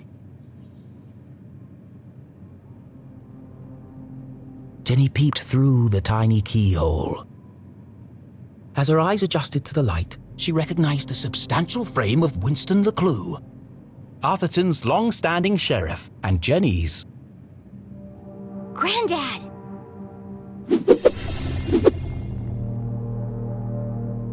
Jenny's relationship with her grandfather was contentious, to say the least. He was a stern and humorless man who placed honor, tradition, and the law above all else. Sometimes even family. But what was he doing here?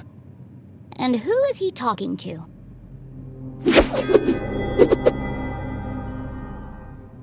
Florence and Richard Glatz were the wealthiest couple in town, and hugely influential. Their company, Glatz Mining and Supply Corps, was the oldest in Arthurton. While Richard may have been the head of the business, everyone knew that Florence wore the pants. Exceptionally charming and generous, she always had a smile on her face. Which is why I don't trust her one bit. Being careful not to make a sound, Jenny leaned in and listened. With everything going on, I don't have time to watch her. It's no trouble at all, really, Winston. She can stay for as long as she likes. The girls are great friends. I only hope she feels better soon. That was quite the scene she made at the funeral. She should have left the boy alone.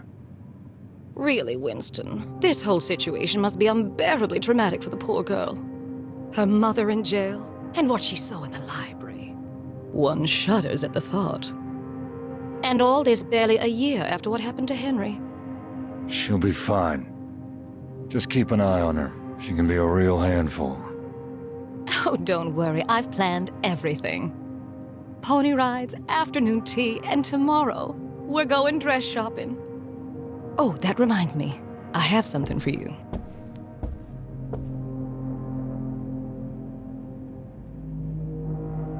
dress shopping. First they locked me up, now they want to torture me? I need to get out of here. Fast. But her curiosity was piqued. She had to know what Mrs. Glatz had gone to fetch, and so she waited.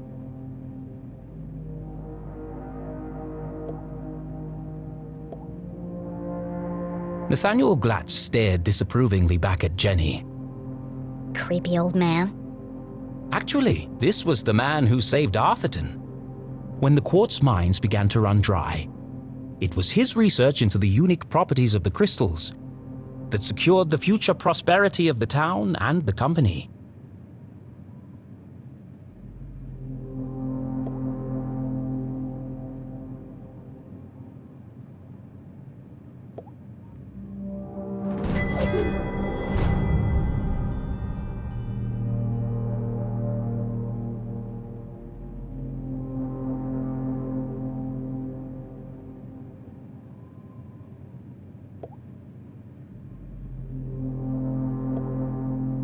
When Thalladius T. Pumberbitten discovered the first quartz seam lining the Great Mountains, little did he know the impact it would have on the future of the town. Little did he know the Glatz family would muscle in and take over the whole operation. Nowadays, it was hard to go anywhere in town without seeing something made from it. Huh? Where did he go?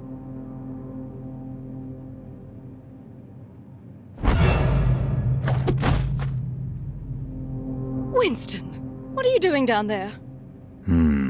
Thought I heard something. Really? A man of your age spying on teenage girls? I've told you already, she won't be going anywhere. It was probably just Jenny's imagination, but those words felt oddly sinister.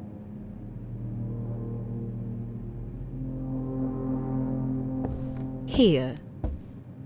Why does Mrs. Glatz have official police documents? Satisfied? How is Julie? She's in the safest place, behind bars. Surely they don't believe she's guilty. I don't envy you, Winston. It must be hard to stay impartial. If the poor dear would just confess, it would make things much easier. I have everything under control. Of course you do, dear. No one doubts your loyalty to Arthurtone. We must continue to look out for each other, now more than ever.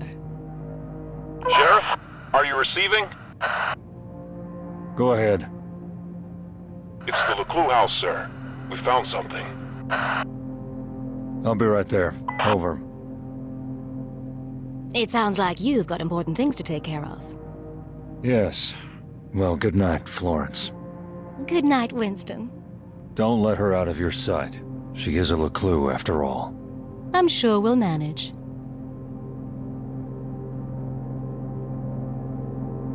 Jenny couldn't believe what she'd just heard.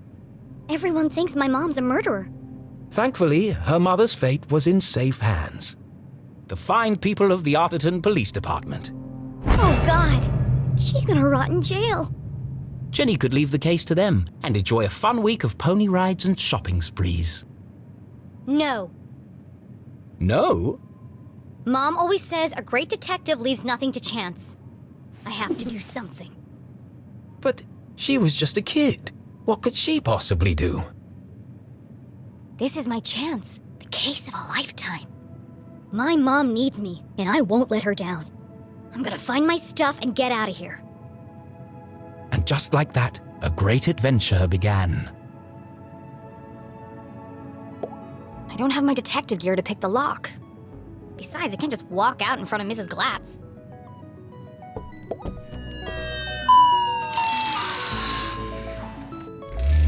I love you! I love you! You're my best friend! You scared the life out of me, pig!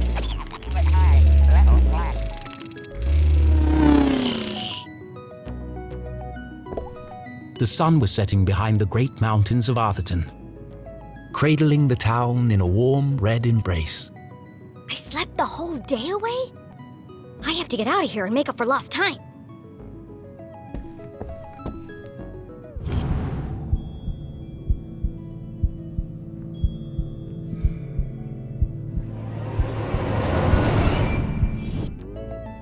All the dangly bits are swaying. Strange. It's not windy in here. Best in show, horse ballet. First prize, advanced table etiquette. There's one here for best smile. Seriously? A heart-shaped mirror for the lady who loves herself. Ouch! That's hot!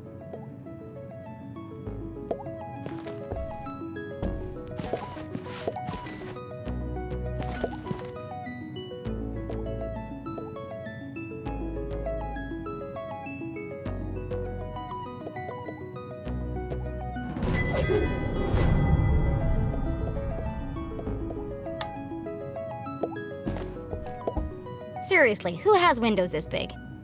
Below, Lake Nowhere stretched out as far as the eye could see. In the distance, Jenny could just make out the great lighthouse on Skull Island. It's foggy out there tonight.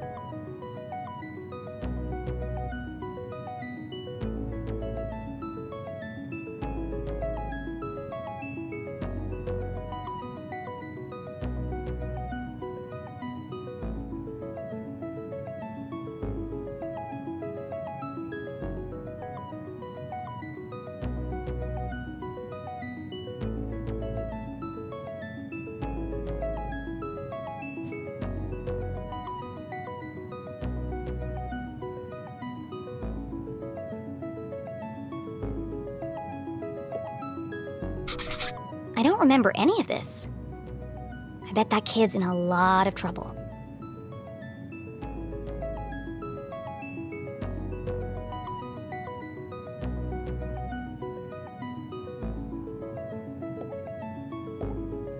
Pushed from the balcony? That's not what happened.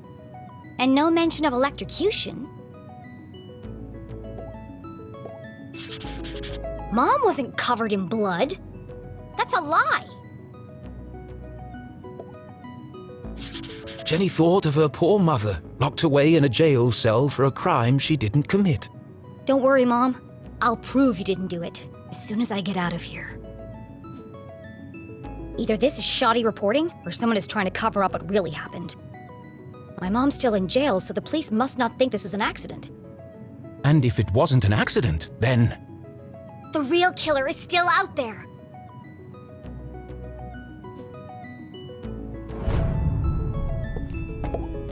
On the other side of the lake, beyond the Forgotten Forest, sat a more modest house. No fancy windows or crystal chandeliers, just a small wooden frame in need of painting. Home.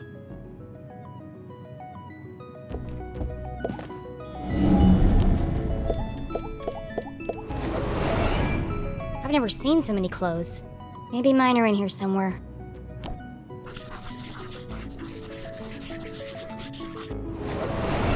Well, my clothes definitely aren't here. They'd be easy to spot amongst all the sequins and ribbons.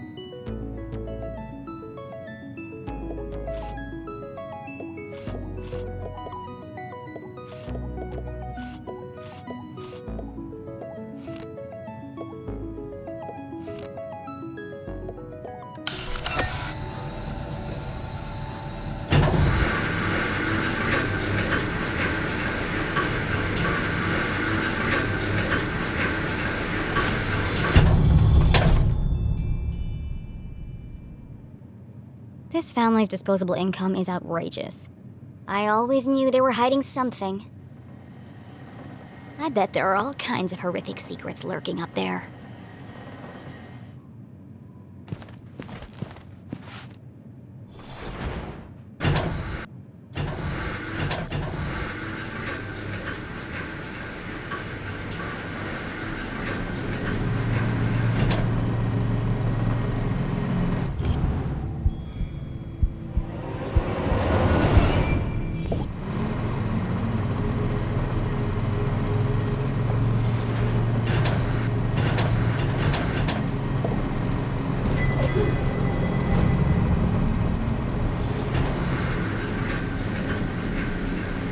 Oh, it's just a dusty old attic.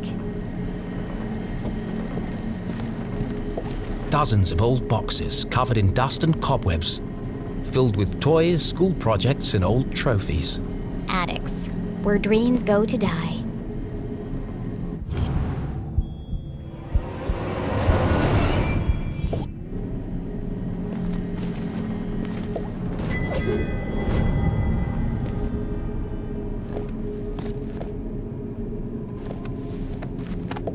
Aha! A way out of here. Locked. But where is the lock?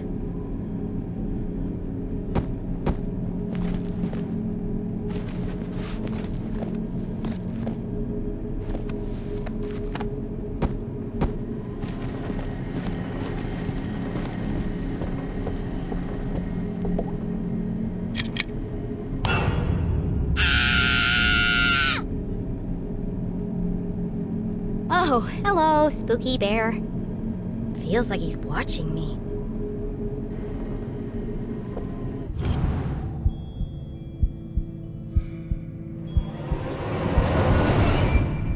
Everything in here is covered in dust, except this bear. And there's light coming from behind him. What are you hiding, spooky bear?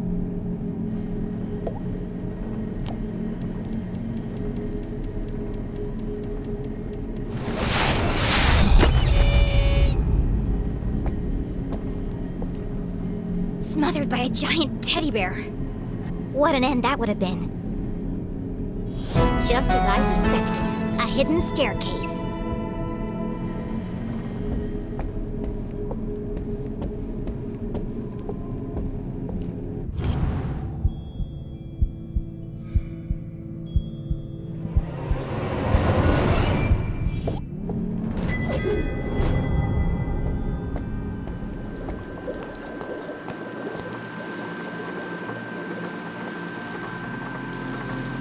Jenny was no stranger to the labs at Gumboldt, but she'd never seen anything quite like this. Certainly not inside someone's house. Hey! What are you doing up here?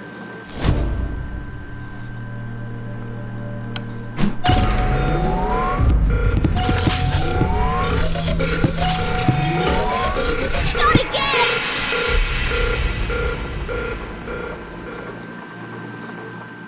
Susie?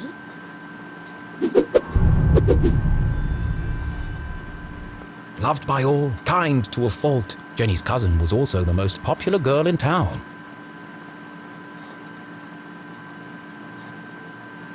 Oh, hi, Jenny.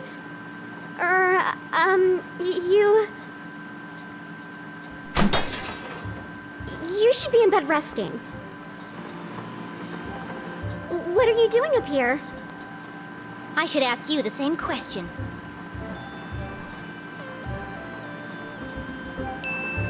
What is all this equipment? And why is there a secret elevator running from your room to the attic? Oh, you must mean my collection of teddy bears.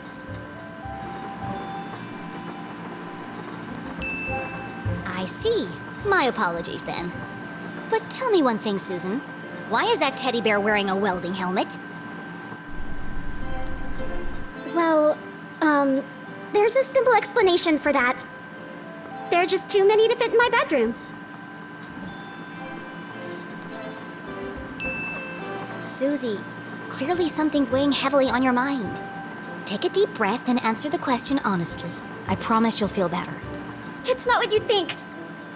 This is where teddy bears. I have vintage bears, new bears, rare collectible bears. Enough! Stop avoiding the question.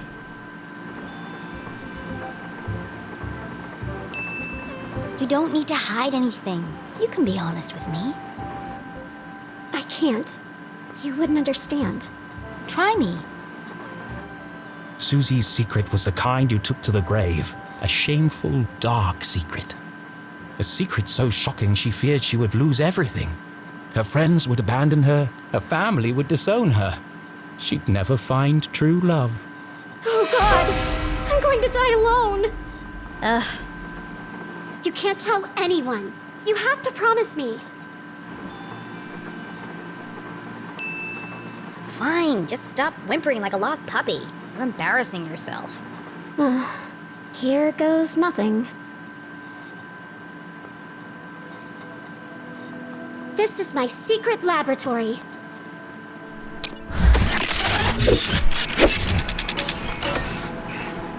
Where I design and test my inventions. Your laboratory, where you invent things. Yes.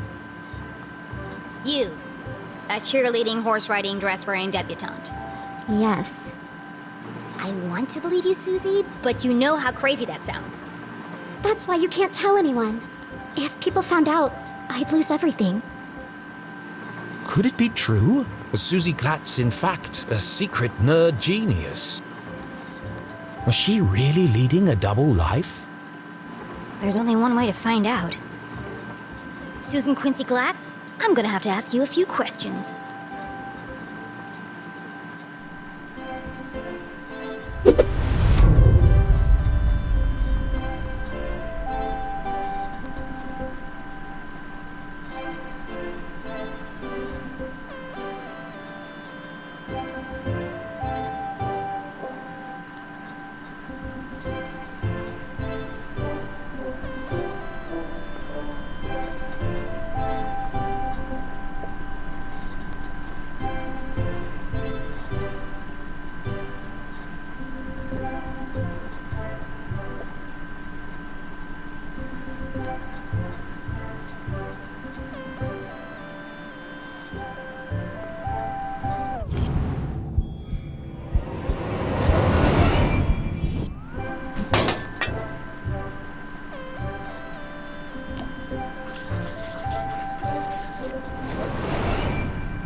Pink bows, fluffy bears, stylish clothes. She can't possibly be a scientist.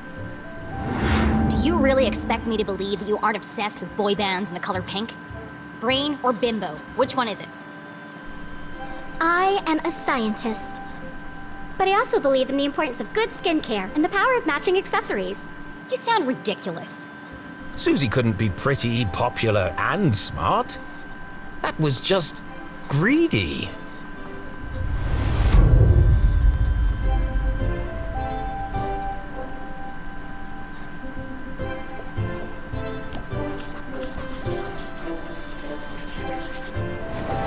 A Gumboldt pin. The Dean was wearing one the day he died. Could Susie have played a part in the Dean's death? All of Jenny's instincts told her it wasn't possible, but she needed to know for sure.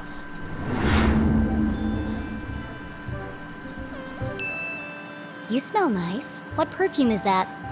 Oh, thanks. It's called Innocent. I remember you were wearing it last Thursday at the lake. I was. What did you do that day, after you left? Peggy and I took Veronica home. She was really upset. And you were there all afternoon? Yes. Why? How close is Veronica's house to the library? I don't understand. Why do you want to know all this? I need to rule you out as a suspect. Suspect? Why would I be a suspect? You're certainly very good at keeping secrets. I didn't do anything. Just ask Peggy or Veronica. I don't know why you're friends with them. They are terrible character witnesses.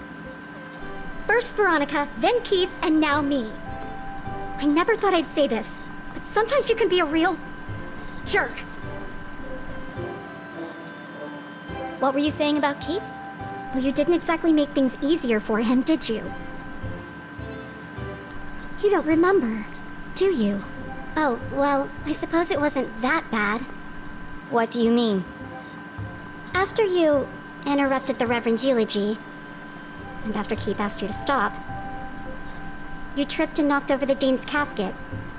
And I guess they hadn't secured the lid properly.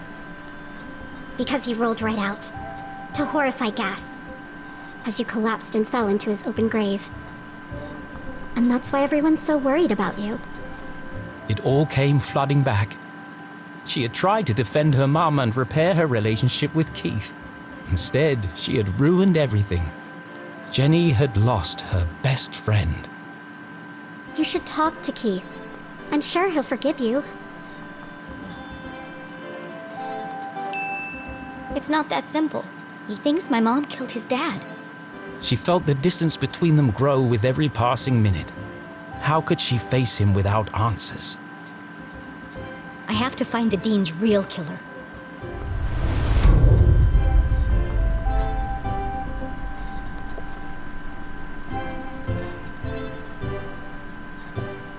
Seeing textbooks strewn about the floor reminded Jenny of something. My journal! I need to get my stuff back. Where are my clothes? Oh, Gerald took them. Who the hell is Gerald? Our butler. Of course you have a butler. He's taken them to be cleaned and pressed. They'll be ready in a few days. Well, I need them. Now. I've got a dress that would be perfect for you. It's got purple bows, and the sequins will really bring out the color of your eyes. No, thank you. I'd rather be burned to death. No one's gonna take me seriously in a purple ball gown. And where's my other stuff? Don't tell me Gerald's got my journal. It's irreplaceable. Like I'd let that nosy old fool see your diary. It's not a diary. It's my case notes. Right, of course. A girl's gotta have a place to keep her secrets. I put all your stuff in the lockbox under my pillows. Are you kidding me? No wonder my head hurts. Jenny needed to recover her journal and the Dean's ring, but she wasn't quite finished with Susie.